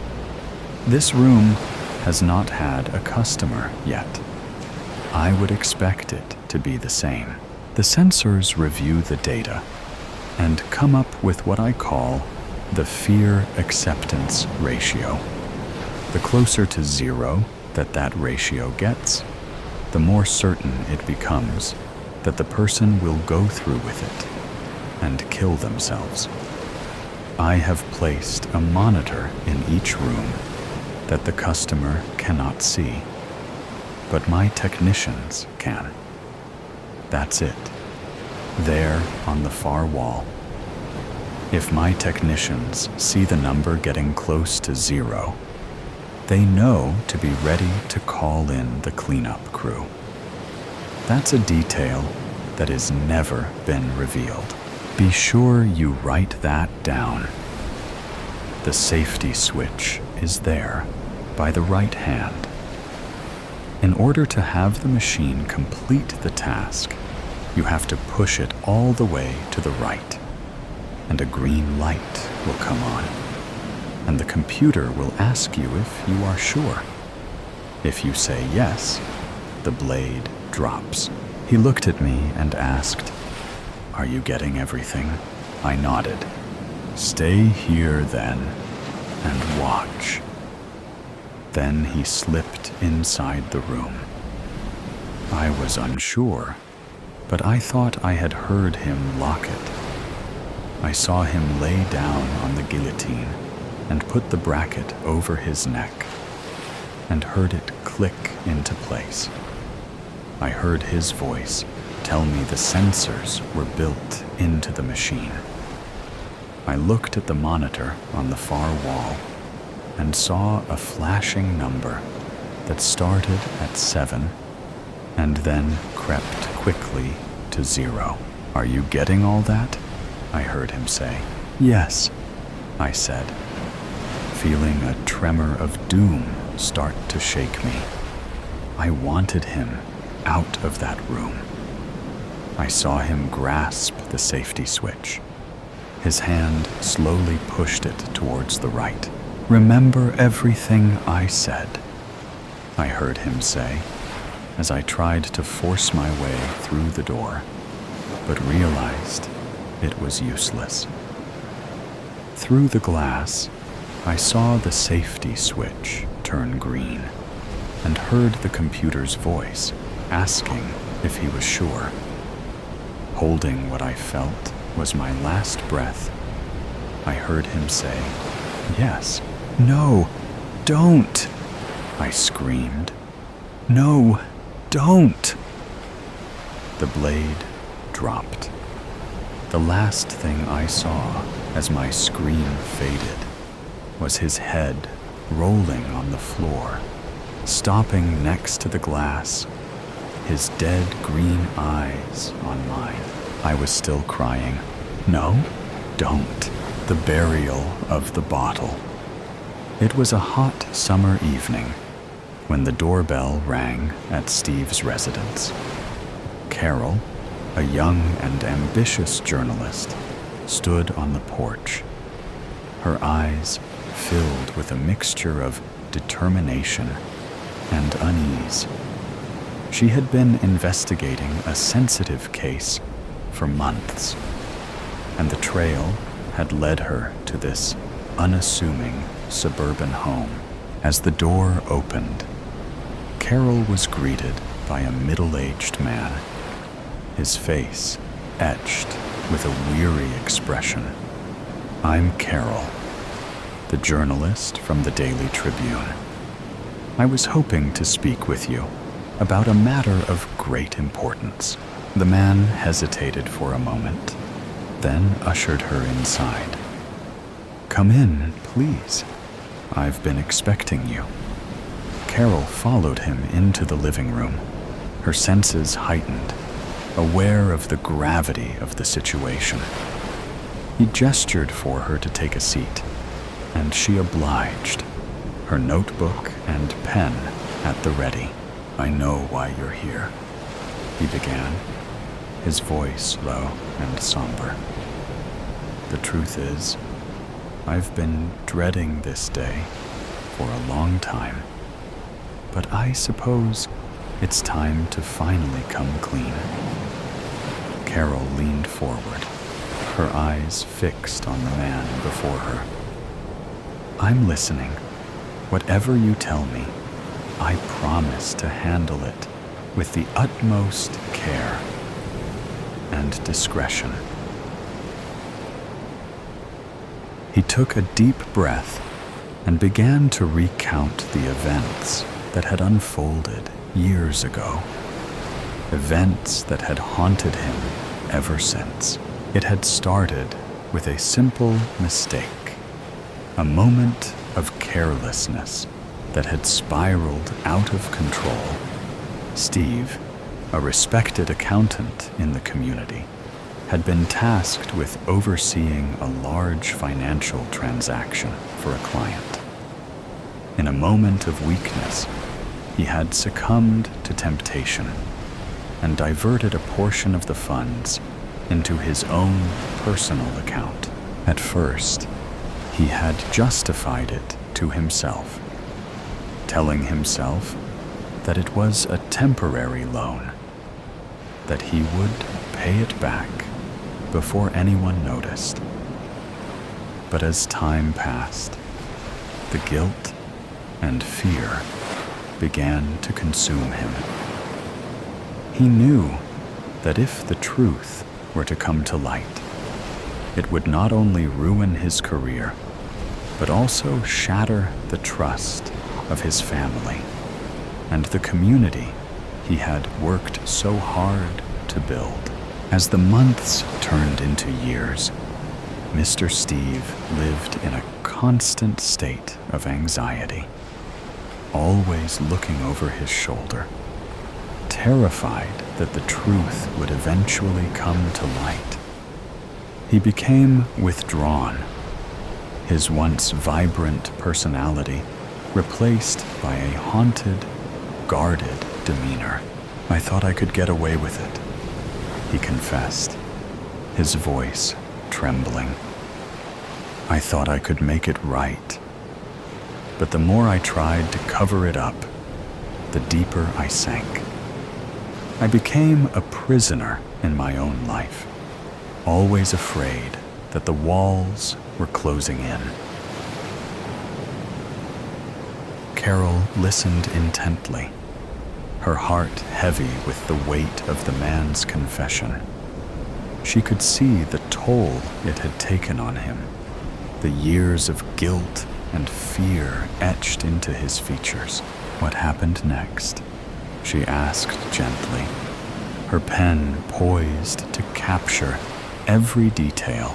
Mr. Steve's gaze drifted to the window, as if he were reliving the events in his mind. It all came crashing down one day when my client discovered the discrepancy in the accounts. He threatened to go to the authorities, and I knew I had to act fast. He paused, his hands trembling slightly. I made a decision that I will regret for the rest of my life. I couldn't let everything I had built be destroyed, so I made the client disappear. Carol's eyes widened in shock, and she felt a chill run down her spine. "You mean you killed him?" The gravity of his words hung in the air, and Carol found herself struggling to process the information. She had come here expecting a story of financial impropriety, but this was something far more sinister. She was so caught up in the moment that she did not hear the two men come into the room from the kitchen. Before she knew it, one of the men had put his hand over her mouth and nose, suffocating her as they were putting her body in the back of the truck. They heard a voice telling them, "You know what to do." The sun beat down mercilessly on the dusty road as the two men in the battered pickup truck navigated the winding path through the vast expanse of the desert. The air was thick with the scent of gasoline and the faint hint of something more sinister. Albert gripped the steering wheel, his knuckles turning white as he focused intently on the road ahead. His partner, Bill, sat silently in the passenger seat, his gaze fixed on the horizon. Neither of them spoke, the only sound filling the cab being the rumble of the engine and the occasional crunch of gravel beneath the tires. As they drove, the landscape around them transformed from the sparse, scrubby vegetation of the desert's edge to the vast, undulating dunes that stretched out as far as the eye could see. The heat was oppressive, and sweat beaded on their brows, but they pressed on, their destination etched in their minds.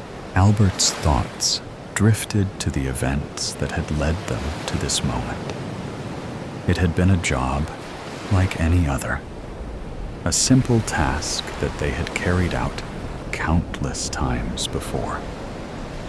But this time, something felt different. Perhaps because they had never killed a woman before. Now, they were tasked with the grim duty of disposing of the body, a task that weighed heavily on their minds.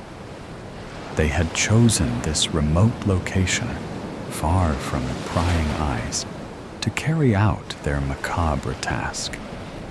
The desert, with its endless expanse and unforgiving terrain, was the perfect place to bury their secret.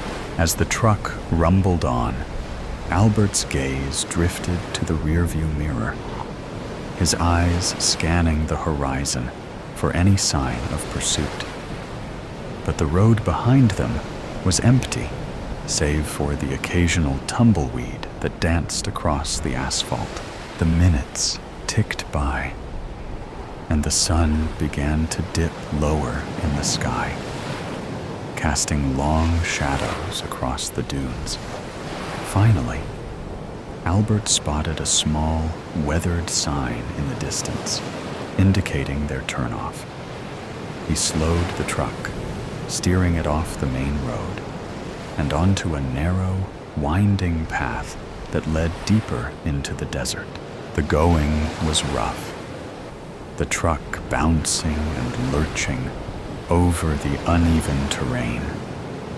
But Albert navigated it with the skill of a seasoned driver, his eyes fixed on the task at hand. Bill remained silent, his hands gripping the door handle as they navigated the treacherous path.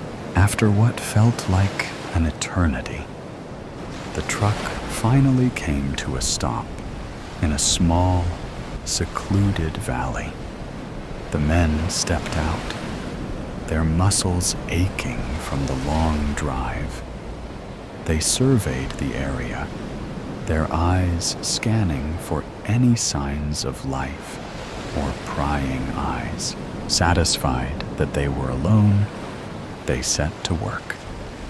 Grabbing a shovel from the back of the truck, they began to dig, their movements methodical and efficient. The sand was hot beneath their feet, and sweat poured down their faces as they worked in silence. The sound of the metal blade cutting through the hard-packed earth echoed through the valley. The only sound breaking the eerie silence as they dug, their thoughts drifted to the life they had taken, the weight of their actions bearing down on them. They had both been in this line of work for years, hardened by the violence and the constant threat of danger. But this was different. The hole grew deeper, the pile of displaced soil growing ever higher.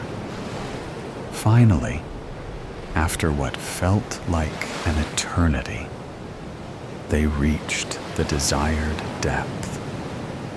They both hesitated for a moment, staring down into the darkness. But then, without a word, carefully, they lowered the body into the grave, their movements slow and deliberate.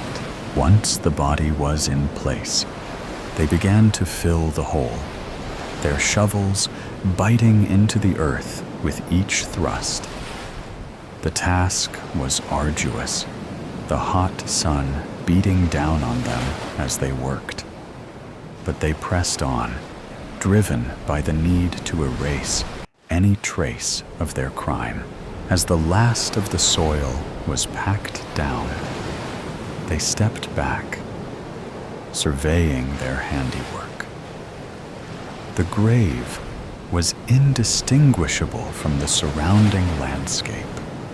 The only sign of their presence, the faint tracks left by the truck. Satisfied that their task was complete, they turned their attention to the final step, the burial of the bottle. This was a ritual they had performed countless times before, a way to mark the end of a job and to ensure that their secret remained hidden. Carefully, they dug a small hole at the base of the grave, just large enough to accommodate the bottle. They placed it inside, the glass glinting in the fading light, and then covered it over, ensuring that no trace of their presence, birthday, fear, and marriage. "A toast," she exclaimed, holding up her shot, waiting for the others to follow suit.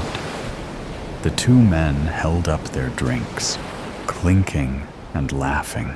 "Happy birthday!" she yelled unusually loud. I'm sure the whole bar heard her. The birthday man had the biggest smile, looking happy, appreciative, nostalgic, if nostalgic had a look. He had his head cocked to one side, his whole face lit up, but his eyes were deep and distant. The small bistro table reached up to their chests. Even though the bar was dimly lit, displaying the usual neon beer signs and overhead Pabst Blue Ribbon bar lights, I could still see her cheery outfit. A green sequins top, black jeans, and sandals. She had on those antenna headbands sporting springy shamrocks. They bounced around on her head as she talked and laughed. She looked cute for the beginning of spring and St. Patrick's Day, and that thought sent an electrifying pang through me. The guys beside her had green t-shirts, a typical guy effort. The rest of the bar was a steady buzz of clinking, laughter, and the occasional loud outburst of people becoming intoxicated. "I'll be right back," said the girl's voice enthusiastically as she hopped down from her seat and headed towards the ladies' room. Her blouse reflected the lighting, and she appeared to glide away, her long, dark hair trailing behind. The guys chopped it up, patting each other on the back and carrying on like teens. Brothers? Or father and son? I couldn't recall, but they looked slightly alike. Then I remembered that the big guy had an older brother, so this one must have been his son. "I got another round," the girl in green declares excitedly. She puts down 3 green beer mugs and returns to retrieve 3 shot glasses. I didn't see her leave the women's restroom and felt annoyed. I wanted to make sure I didn't miss a move. I feel a splash on my wrist, and a tall guy with dark hair and light eyes, who must be 10 years younger than me, is smiling at me. "I'm so sorry," he says. "I didn't mean to bump your table." I lick off the alcohol from my wrist, and he smiles wider. "Can I get you another?" "Sure," I say. "A kamikaze, please." He leaves and returns with drinks for both of us. We engage in small talk, but the conversation takes a twist. It starts to get deep, past relationships and family. And finally, he asks, "Are you single?" "I am," I say. "It's only been 3 months, but I feel so free now." "I know what you mean," he concurs. "I've been single for about a year now." Just then, the DJ blasts the perfect dance song, and we look at each other and get up to dance. It is so much fun, I think. I enjoy the sweaty feeling from dancing as my hair sticks to my face and neck. The pheromones in the air with the slight alcohol buzz, the way the room swirls in the dimness, and the vibe of happiness and opportunity in the bar. My body feels like it is moving exactly how I want it to. I feel sexy and elated. After a 25-minute set, we make our way back to the table. The girls I came with are in their corners, talking to their catches of the day.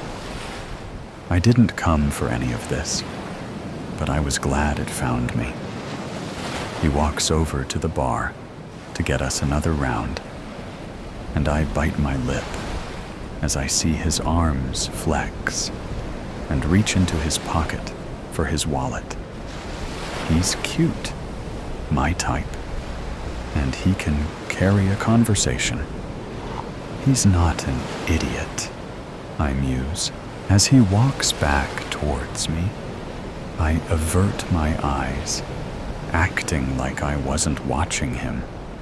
But then I see Shamrock Girl. She is hugging the big guy, and the one I assume is the son comes in for a group hug. They hold on to each other, appearing like a tight-knit unit. She must be the sister, I decide. I've heard that the big guy has a sister. A kiss near my lip. He's back. My flirty side goes in for a small nibble. He smiles directly into my eyes, and I can tell I got him.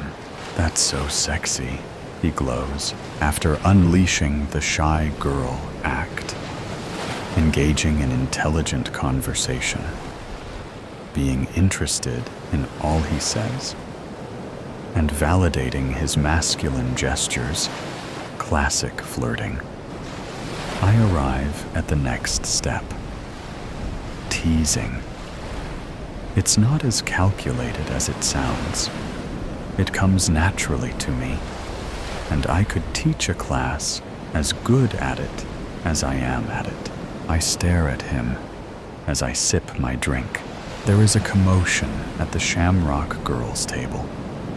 A group of guys and a couple of girls come in, high-fiving and hugging the three family members. I hear loud, "Happy birthdays," and there is camaraderie. It's a celebratory moment. I've had enough! I didn't come for this. I stand up, grab my jacket, which feels heavier than usual, and tell my cutie I need to find my friends. He looks disappointed, and I am struggling to keep my composure. My chest starts to feel tight, and my stomach starts to turn. I feel my heart beating faster, and my hands begin to shake. I feel sadness, then resolve, then the anger. I became blind. I walk to the Shamrock Girls' table and stand directly before her. My eyes are hard, and I stare at her. She stops talking, and her face straightens. The big guy, the killer, sucks in his breath. Must be nice, I utter. Must be nice to have a brother to celebrate his birthday with. My voice becomes louder and colder. She doesn't say anything. The surrounding people begin to look towards us. I snatch her hair with exceptional force and yank her face to the table. It is then the rage takes over. I fucking hate you! I scream at her. I hate you, I say to the big guy, attempting to reach for his sister. I pull the small, sharpened, handheld spear I carry and jab it into his hand. He yells and pulls his hand back. It is dawning on her who I am. She thought 25 years ago was long forgotten. The big guy thought it was behind him. He felt he paid his price for killing my brother, his classmate, and his childhood friend. But he didn't. I didn't get to serve my justice. I'm screaming viciously at everyone who is attempting to reach for me.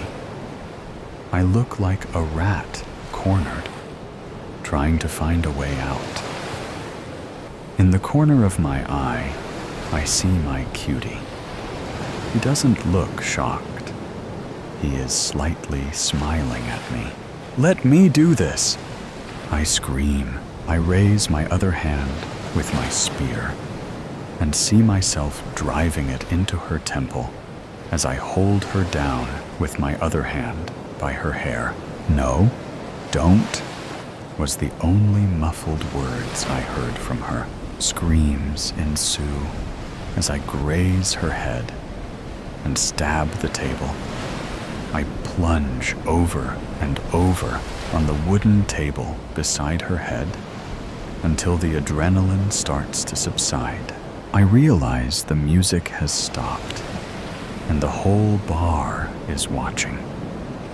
The big guy was stunned, but he didn't restrain me. He let me do it as I asked.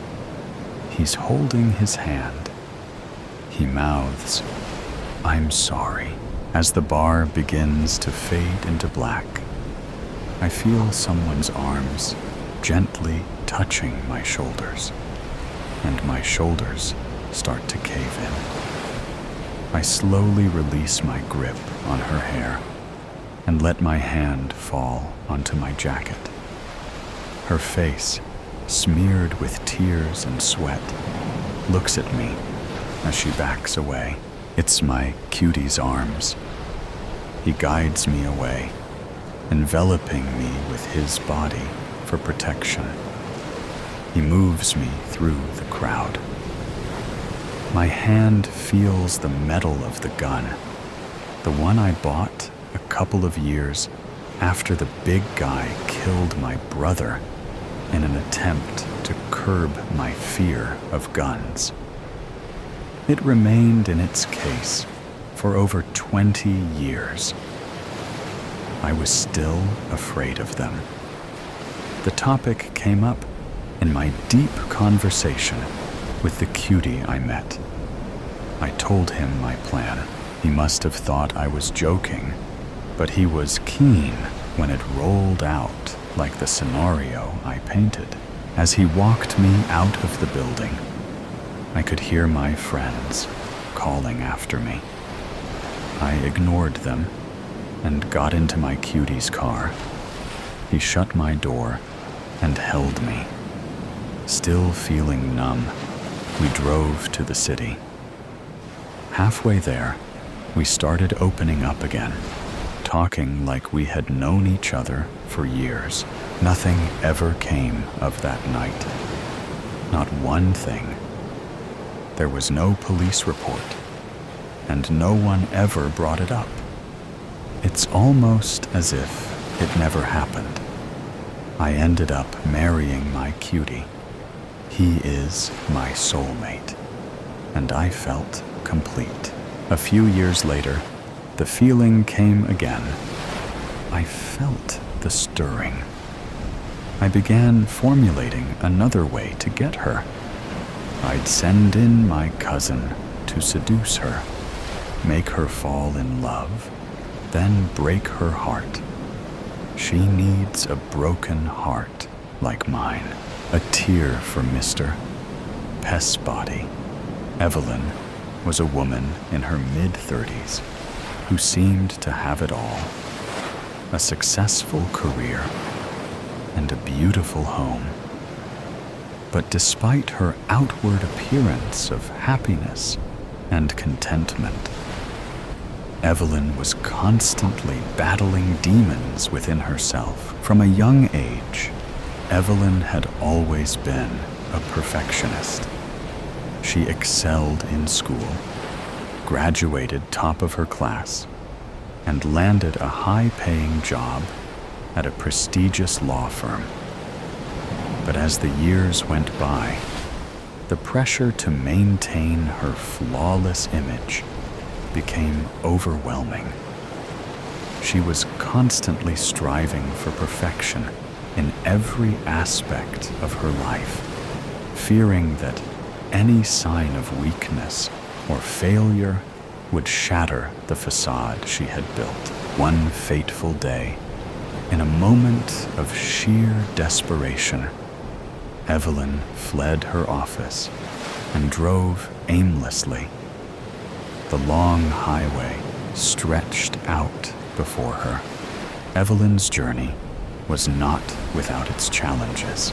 The rhythmic hum of the engine and the gentle whir of the tires on the asphalt were the only sounds that accompanied her. She found herself contemplating the choices that had led her to this point. As she drove down the long highway, occasionally she would drift over her lane, and she would hear the honking of a car horn. She would be lost in thought and not paying attention to the road, which is something she never done before. Evelyn was a very good driver. She did not know what was going on. I need to stop this and get my mine back on the road before I kill myself of someone else. Her headlights illuminated the highway, casting long shadows across the landscape. She had been driving all day and well into the night. Her eyes were heavy and burning from the headlights blaring in her eyes.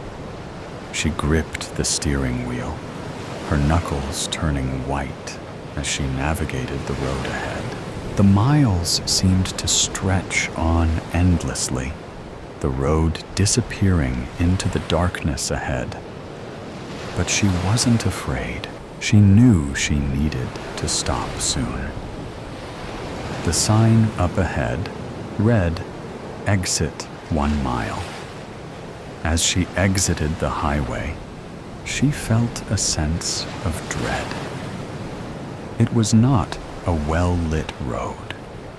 C let out a sigh of relief as she seen a Waffle House sign lit up. But to get to the Waffle House parking lot, she had to go through an old, abandoned gas station. As she cut through the station, she could see a shadowing figure standing on the corner of the abandoned station. She couldn't take her eyes off the figure. It was as if he was staring right through her. As she pulled into the Waffle House parking lot, she bumped into the curb, which broke her fixation of the figure at the gas station. She exited the car and went inside. It was a drab-looking place. As she looked around, the waitress said she could sit anywhere. Evelyn took a seat near the waitress station. She felt safer there. For some reason, couldn't shake the feeling of impending doom. Evelyn tried to rationalize her fears, telling herself that it was just irrational paranoia or stress getting the best of her. But deep down, she couldn't shake the feeling that something terrible was about to happen. Evelyn said she would like a cup of coffee. As the waitress was pouring her coffee, curiosity got the best of her, and she couldn't resist asking the waitress about the man. "Who is that man standing over there?" Evelyn inquired, nodding towards the figure outside.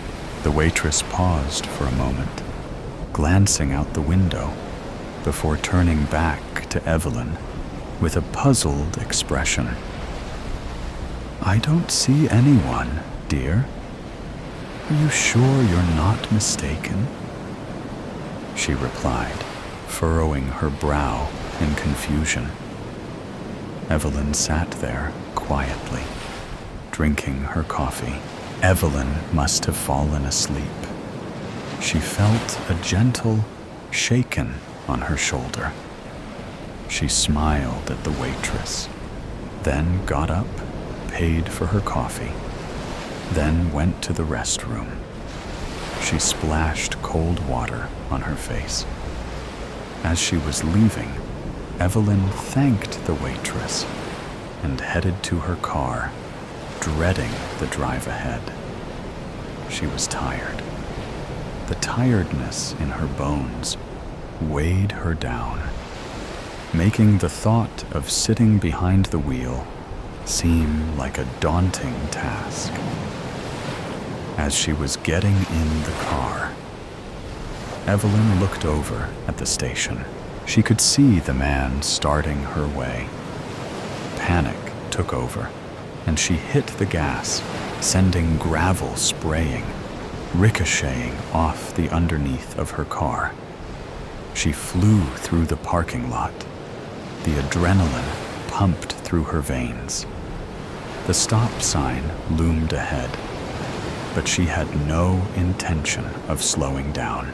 With a defiant attitude, she pressed down on the gas pedal even harder, the tires squealing in protest as she hit the pavement.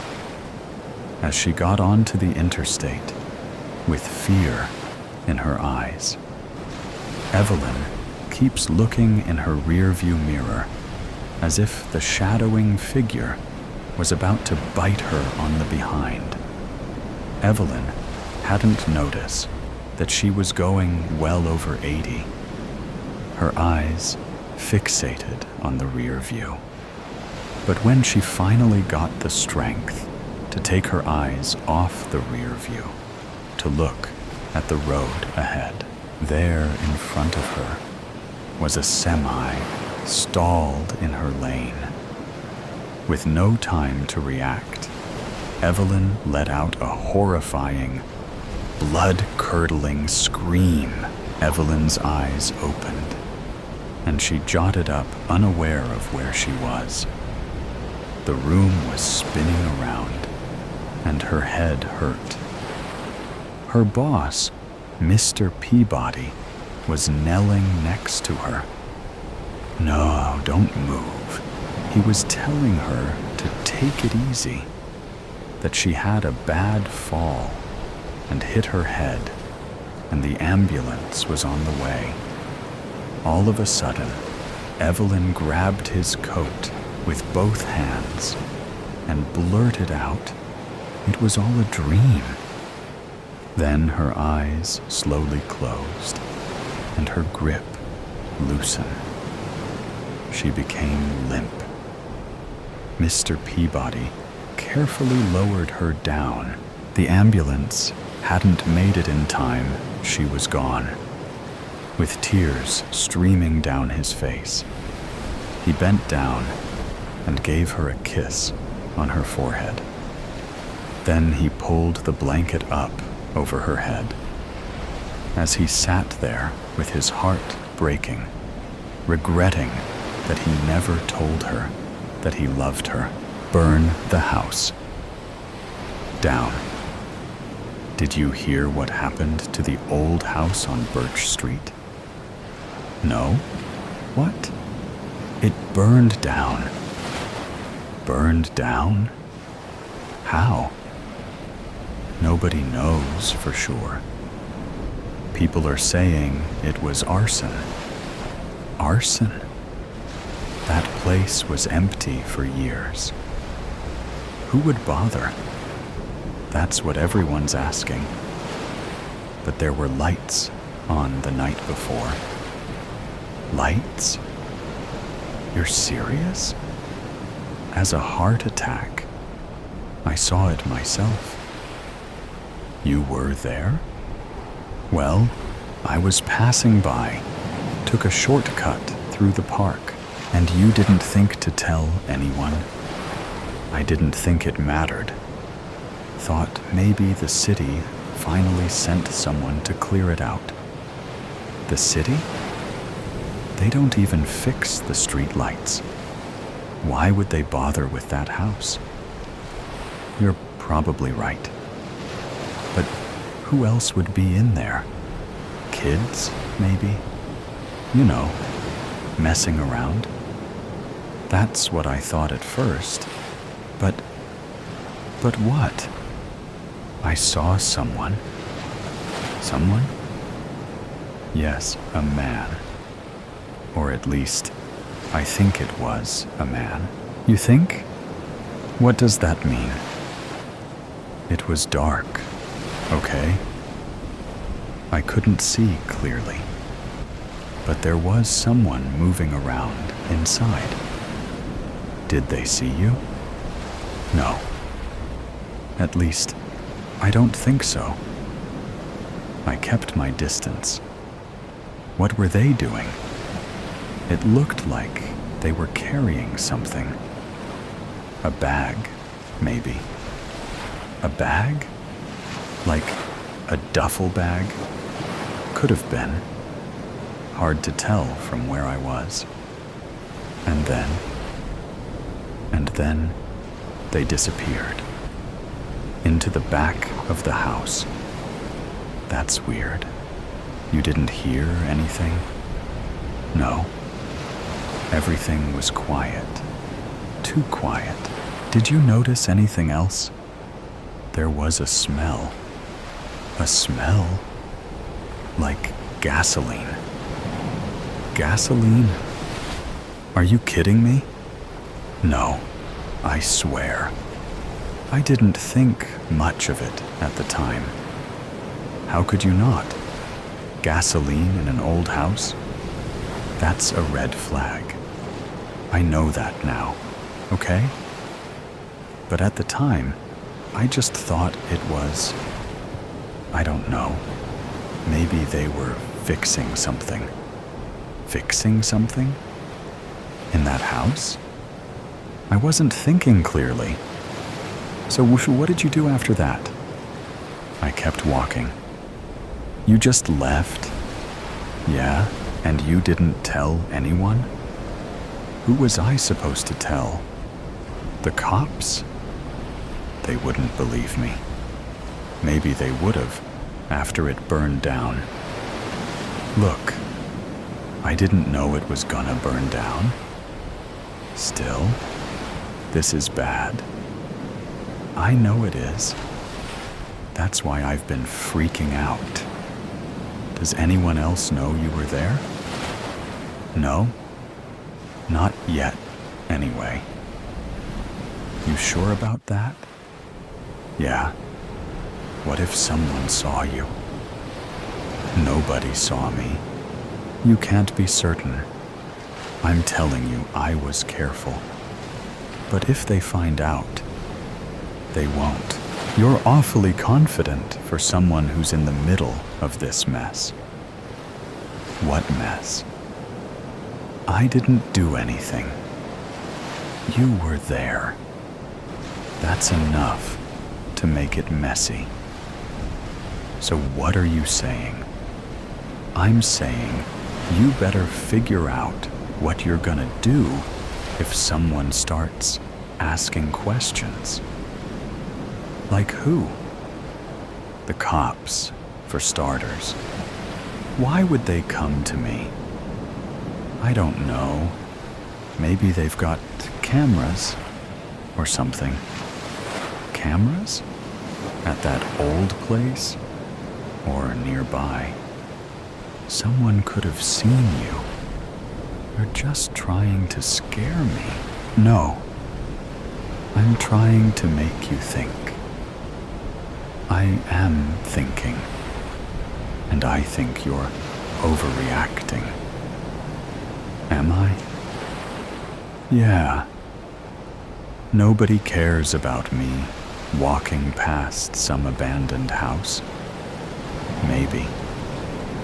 But what if they find out about the gasoline? What about it? I didn't put it there. Doesn't matter. You were there, you smelled it, and you didn't report it. So what? Is that a crime? Maybe not, but it sure makes you look bad. This is insane. I didn't do anything wrong. I'm not saying you did. I'm just saying you're connected now. Connected how? By walking through the park? By seeing something? Fine. Let's say the cops come. What am I supposed to tell them? The truth. The truth? Yeah. You walked by, saw lights, smelled gasoline, and kept going. And you think that's gonna make me look less suspicious? Better than lying? I don't know. This feels all wrong. What's your alternative? I don't know. Maybe just keep quiet? Bad idea. Why? Because secrets have a way of coming out. You don't understand. If I say something, they might think I was involved. Not saying anything makes you look more involved. This is a nightmare. It's not that bad. Not that bad? You just said I'm connected to a house that burned down. Look, you're not the one who set it on fire, but they don't know that. Then make them know. How? By being honest. Honest? With cops? That's a joke. You got a better plan? No. Then maybe stop freaking out and just deal with it. Easy for you to say. You weren't there. And I'm trying to keep you from making it worse. Fine. Let's say I tell them. Then what? Then you answer their questions and move on. Just like that? Yeah. You don't think they'll dig deeper? Into what? You didn't do anything. I don't know. What if there's more to this? Like what? Like, what if that guy I saw was the one who started the fire? Then it's even more important that you say something. You're not getting it. What if he saw me? Okay. Let's think this through. There's nothing to think about. If he saw me, I'm screwed. Not necessarily. How do you figure? He doesn't know who you are. What if he does? How? Did you talk to him? No. Then relax. Relax? Are you serious? Yes. You're overthinking this. Overthinking? Someone torched a house, and I was there. You weren't in the house. But I saw him, and he didn't see you. You don't know that? If he did, don't you think he would have come after you? Maybe. Or maybe he's waiting. For what? I don't know. To make sure I don't talk. You're spiraling. Am I?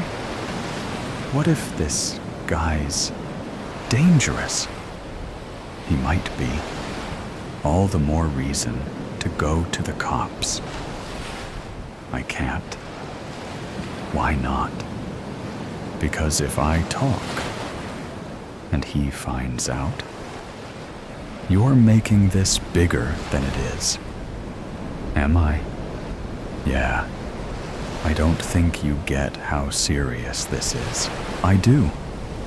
And that's why you need to stop hiding. I can't. You can. No, I can't. What if... Stop. Listen to yourself. What? You're working yourself up over nothing. Nothing? Yeah. You think this is nothing? Compared to what it could be? Yeah. What does that mean? It means you're not the one who burned the house down. And that's all that matters. I wish I could believe that. You should. I don't know. Then figure it out fast, because this isn't going away. What do you mean? Sooner or later, someone's gonna come knocking. And when they do, be ready. I hope you're right. I am. You better be. I am. A tale to tell. Is anyone sitting here? Harriet looked up at the older woman standing at the other end of the bench. No, not that I can see, she responded, thinking to herself, does it look like anyone sitting there? Her day had been hectic, and she desperately wanted to get home. The woman sat down, fussing her fur coat around her and shifting her ample bosom into place. I hear the train to Fauchester is delayed. How bothersome. Yes, it is. I'm not sure what's happening. Harriet glanced at the woman and then resumed her gaze on the departure board as destinations and times flicked updates, all except for the Fauchester line, which still said, departing at 14:10. It was now 3:20. I don't know what's happened to our railways. The older woman lifted her chin and adjusted her green cloche hat. It never used to be like this. At least someone would let you know what was going on. I just wish it would hurry up. Harriet glanced at her watch, as if doing so might cause something to happen. It really has disrupted my day. I should have been at a very important appointment in Fauchester with my accountant, you understand. These things are very important. It doesn't do to keep people waiting like this. Really, it doesn't. Harriet glanced at the woman. She was much older than her, in her mid-60s at least. And to Harriet, the talk of accountants, her fur coat, patent leather clasp handbag, and matching shoes left her feeling rather insignificant. I just need to get home. There's so much I need to do. And I've left Freddie with... She paused. Suddenly, her circumstances seemed so trivial in comparison with the rather affluent-looking women she was sharing the bench with. Freddie? You've left him. What have you left him with? If you don't mind me inquiring, of course. We seem to be stuck here, so we might as well have a chat to while away the time. Well, you see, Freddie, he works for me at the office. Oh, I see. And you've had to leave him in charge, have you? What sort of office, if you don't mind me asking? The insurance brokers. You might know it. Harland and Tapsfield on Fountain Street. That much was true. Harriet worked as a part-time typist for the company, juggling her hours there with managing the small terraced house, her young son, and Freddie, her husband, who worked night shifts at the steelworks. Oh yes, I think I do. Just near the provincial bank. Yes, I know the place. That's right.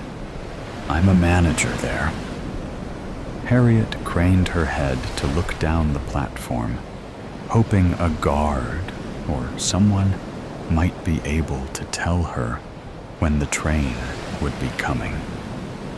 But apart from other waiting people and the odd pigeon, there was no one who could cast any light on the situation. "I really wish they'd let us know what's going on," she sighed. "Insurance. I never could stand our insurance man. Silly little man with a pork pie hat and a mustache that always had bits of his lunch stuck in it. My husband dealt with all that, of course, Wilfred. Bless his soul. You do seem very young to be in charge at an insurance broker's." "Oh, well, I might only be 25, but I'm very good at what I do. I certainly wouldn't have my people going around with lunch stuck in their mustaches." Harriet gave a small smile. "I'm Harriet, by the way. Harriet West." "Well, I'm pleased to meet you, Harriet West. I'm Dora Barton. You might have heard of me, or perhaps not. You may be of use to me someday if I'm needing to set up any insurance. Not that I should need to mind. My accountant sorts out that kind of thing for me." "That must be nice, having someone to look after your affairs like that." "It can be quite tiring, my dear, making sure they're doing the right thing. But I expect you know what that's like. Running an insurance, brokers must be dreadfully hard work, especially for a woman. And so young, too." Dora Barton looked Harriet up and down with a steely eye, taking in her slightly scuffed court shoes and raincoat that had seen better days. Her gaze left Harriet feeling rather uncomfortable, and she shuffled in her seat, reaching into her handbag. "Actually, I really must make a phone call. Make sure that Freddie, at the office, I just need to speak to him. There's a telephone booth just at the end of the platform. I'll just go and see if I can reach him." "Yes, of course, dear. I can see you must be quite anxious. I'll make sure no one takes your seat while you're gone." And Dora spread herself a little more across the seat and placed her handbag at her side. Harriet strode quickly down the platform and into the small telephone booth where she dialed the number for home. "Come on, Freddie, pick up. I've only got a couple of coins," she muttered. A clunk was heard at the end of the line, and Harriet quickly pushed her coins into the well-worn slot. "Freddie, is that you?" "Well, of course it is. Who'd you think it would be?" "Harry? What's up? Shouldn't you be back home by now? You know I like a couple of pints before my shift starts." Yes, it's me. The train is delayed. I don't know when it's going to arrive. Could you look after Michael until I get back?" "Well, I don't know, love. I thought you'd be back by now. Those trousers of mine still need mending, you know." "Oh, well, Mrs. Bentley next door will have him, I'm sure, if you really have to go. I'll sort out your trousers when I get back. You know I will." "You should be back by now, Harry. This isn't like you." "I know. It's the train. Oh, Freddie, please just beep, beep, beep." The pips went at the end of the line, and Harriet placed the receiver back in its cradle. with a heavy thunk.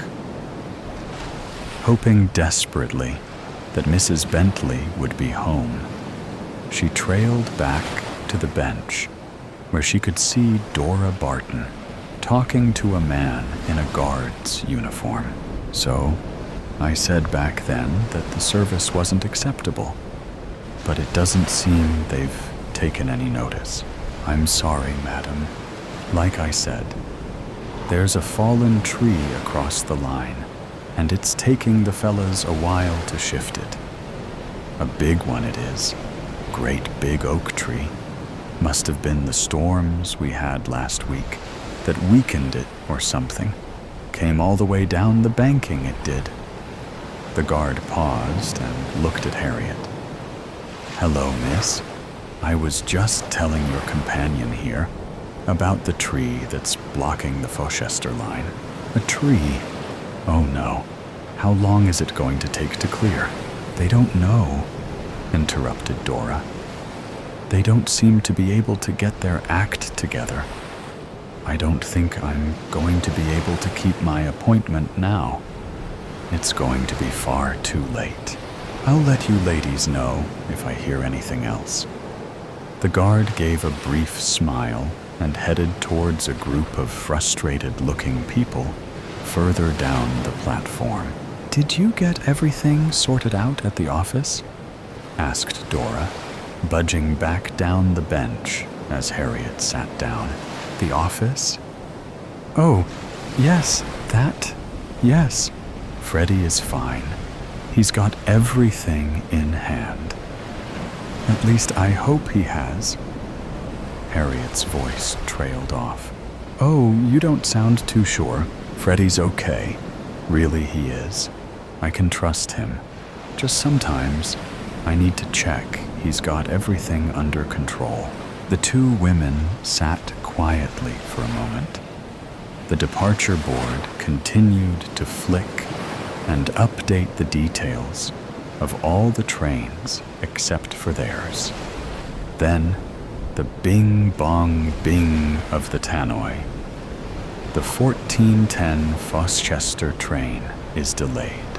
We know that, muttered Dora. And work is currently taking place to remove the obstructing tree from the line. We now expect the next train departing from this station to Fauchester to be at 17:30 hours. That's another hour and a half, wailed Harriet as she looked at her watch. It's really not good enough, tutted Dora. Honestly, what a way to spend a Tuesday afternoon. You know, in some respects, I think Tuesdays are far worse than Mondays. You know where you are with a Monday. You've got the whole week ahead of you, and you just get on with it. But Tuesday, it's as though you've managed to get Monday out of the way. But Friday still seems such a long way away. I suppose you won't make your accountant's appointment now? Harriet looked at the older woman, who was taking a lipstick from her bag and reapplying the red hue to her mouth. You're right. There's no sense in me waiting for a train now. How about I buy you a cup of tea in the cafe over there, as a thank you for keeping me company, and then I'll be on my way. Well, if you're sure, that would be nice.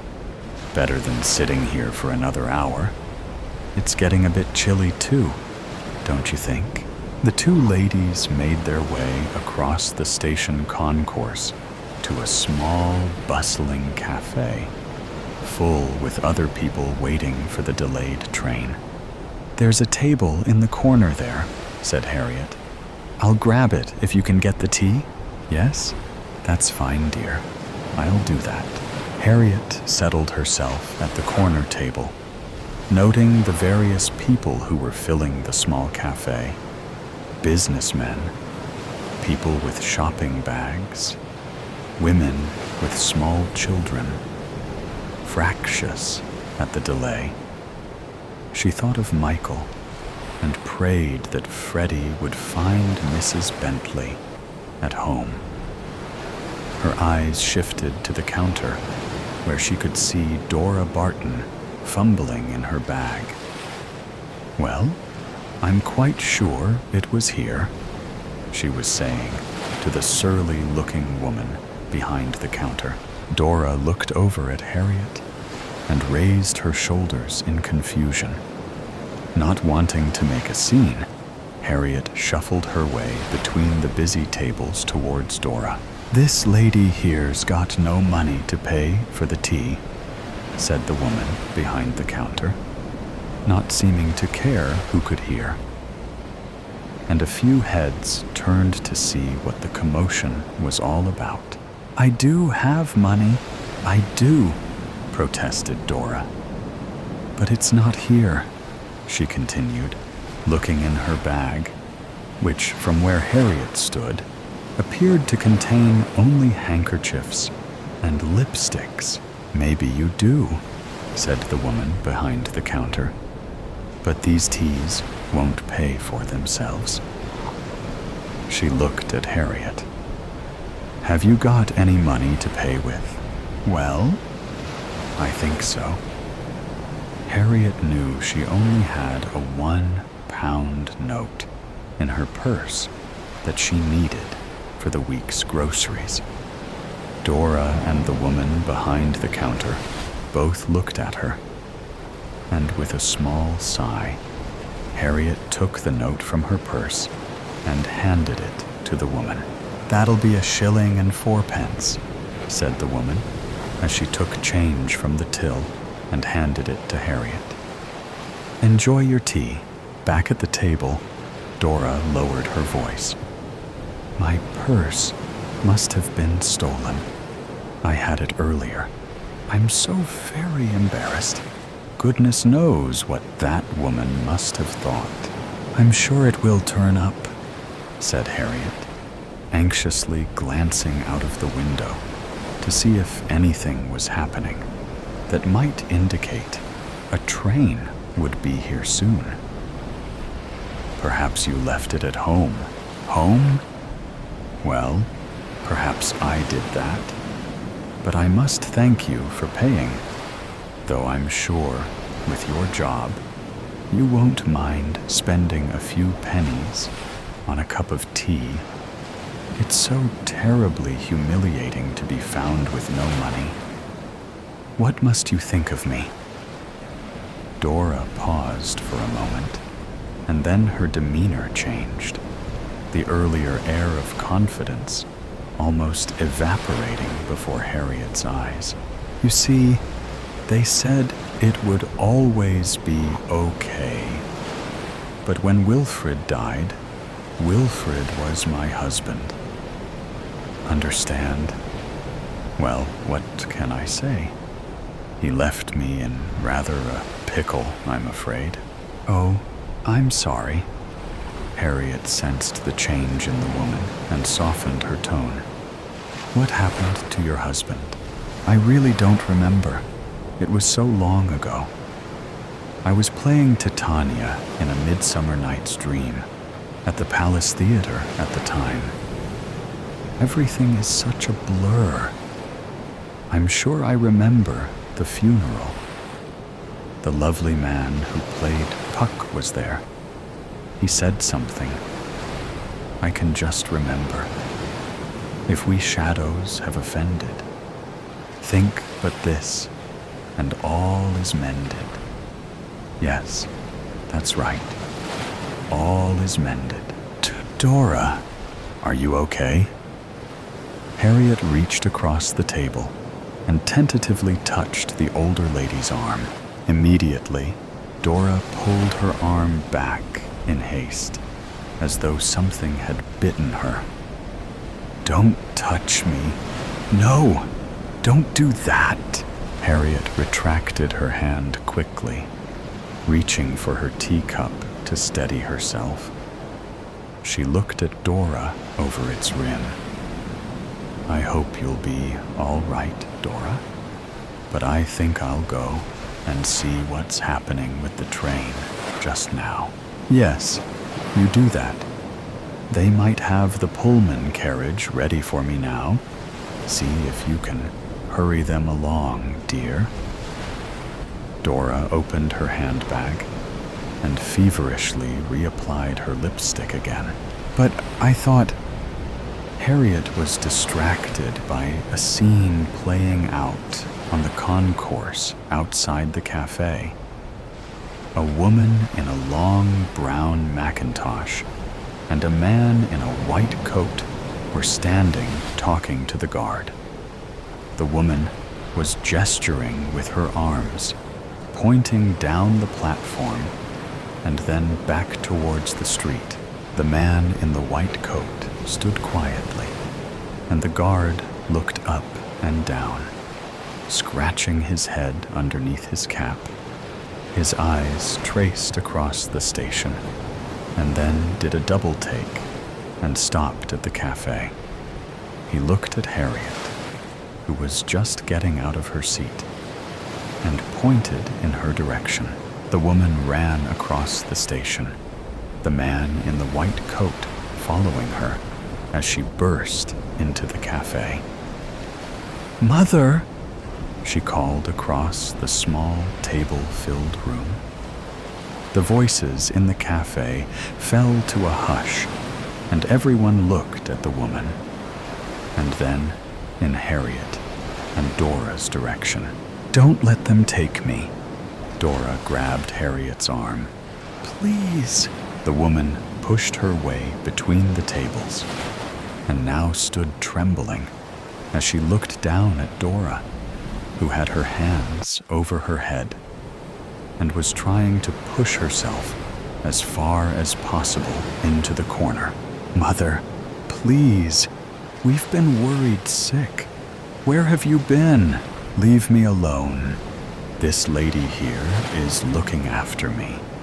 See, she bought me tea, and she runs an insurance broker's, so she is quite capable. I don't need you or your doctor friend over there." The woman in the brown Macintosh looked at Harriet, eyebrows raised and questions etched across her face. "The train was delayed, and your mother sat next to me. She's missed her appointment with the accountant in Fochester, I'm afraid," Harriet said, attempting to explain the situation. "Accountant? Fochester? Oh, what has she been saying?" The woman looked in despair at the man in the white coat, who was now standing behind her. "I think I should go." Harriet picked up her handbag. "I really need to make sure I get on the train. Freddie is going to go crazy, and poor Michael will wonder where I am." "You tell Freddie to do as you say," piped up Dora from the corner. "You're the boss. Don't have him telling you what to do." "I think we should get Mrs. Barton back to my surgery," said the man in the white coat calmly. "We can get her settled down there. Come on now, Mother." The woman touched Dora's shoulder. Dora shirked away. "Let's get you back to talk to nice Mr. Davidson here, and no running off this time." She looked at Harriet. "Would you believe it? We only left her for less than a minute. We've been looking for her for the last 2 hours. Well, I'm glad you found her." Harriet moved to the other side of the woman. "Goodbye, Dora. It was nice to meet you." Dora looked up from the corner, dabbing her handkerchief at her mouth. "You tell that Freddie of yours," she said. "You tell him to mend his own trousers and to look after that little boy of yours properly." Harriet stared for a moment, unsure if she'd heard correctly, then hastened her goodbye and made her way towards the platform where the delayed 1410 to Fauchester was pulling into the station. Later that evening, Harriet tucked Michael into his cot and placed a gentle good-night kiss on his forehead. She stood at the bedroom door and smiled, watching for a moment as her son fell into a blissful slumber.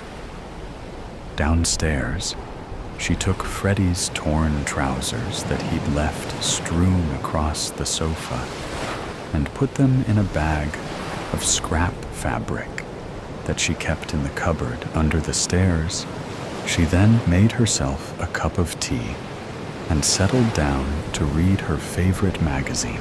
As Harriet West turned the pages of her magazine, 20 miles away, behind a locked bedroom door, Dora Barton lay in her small single bed, staring up at the ceiling and beyond.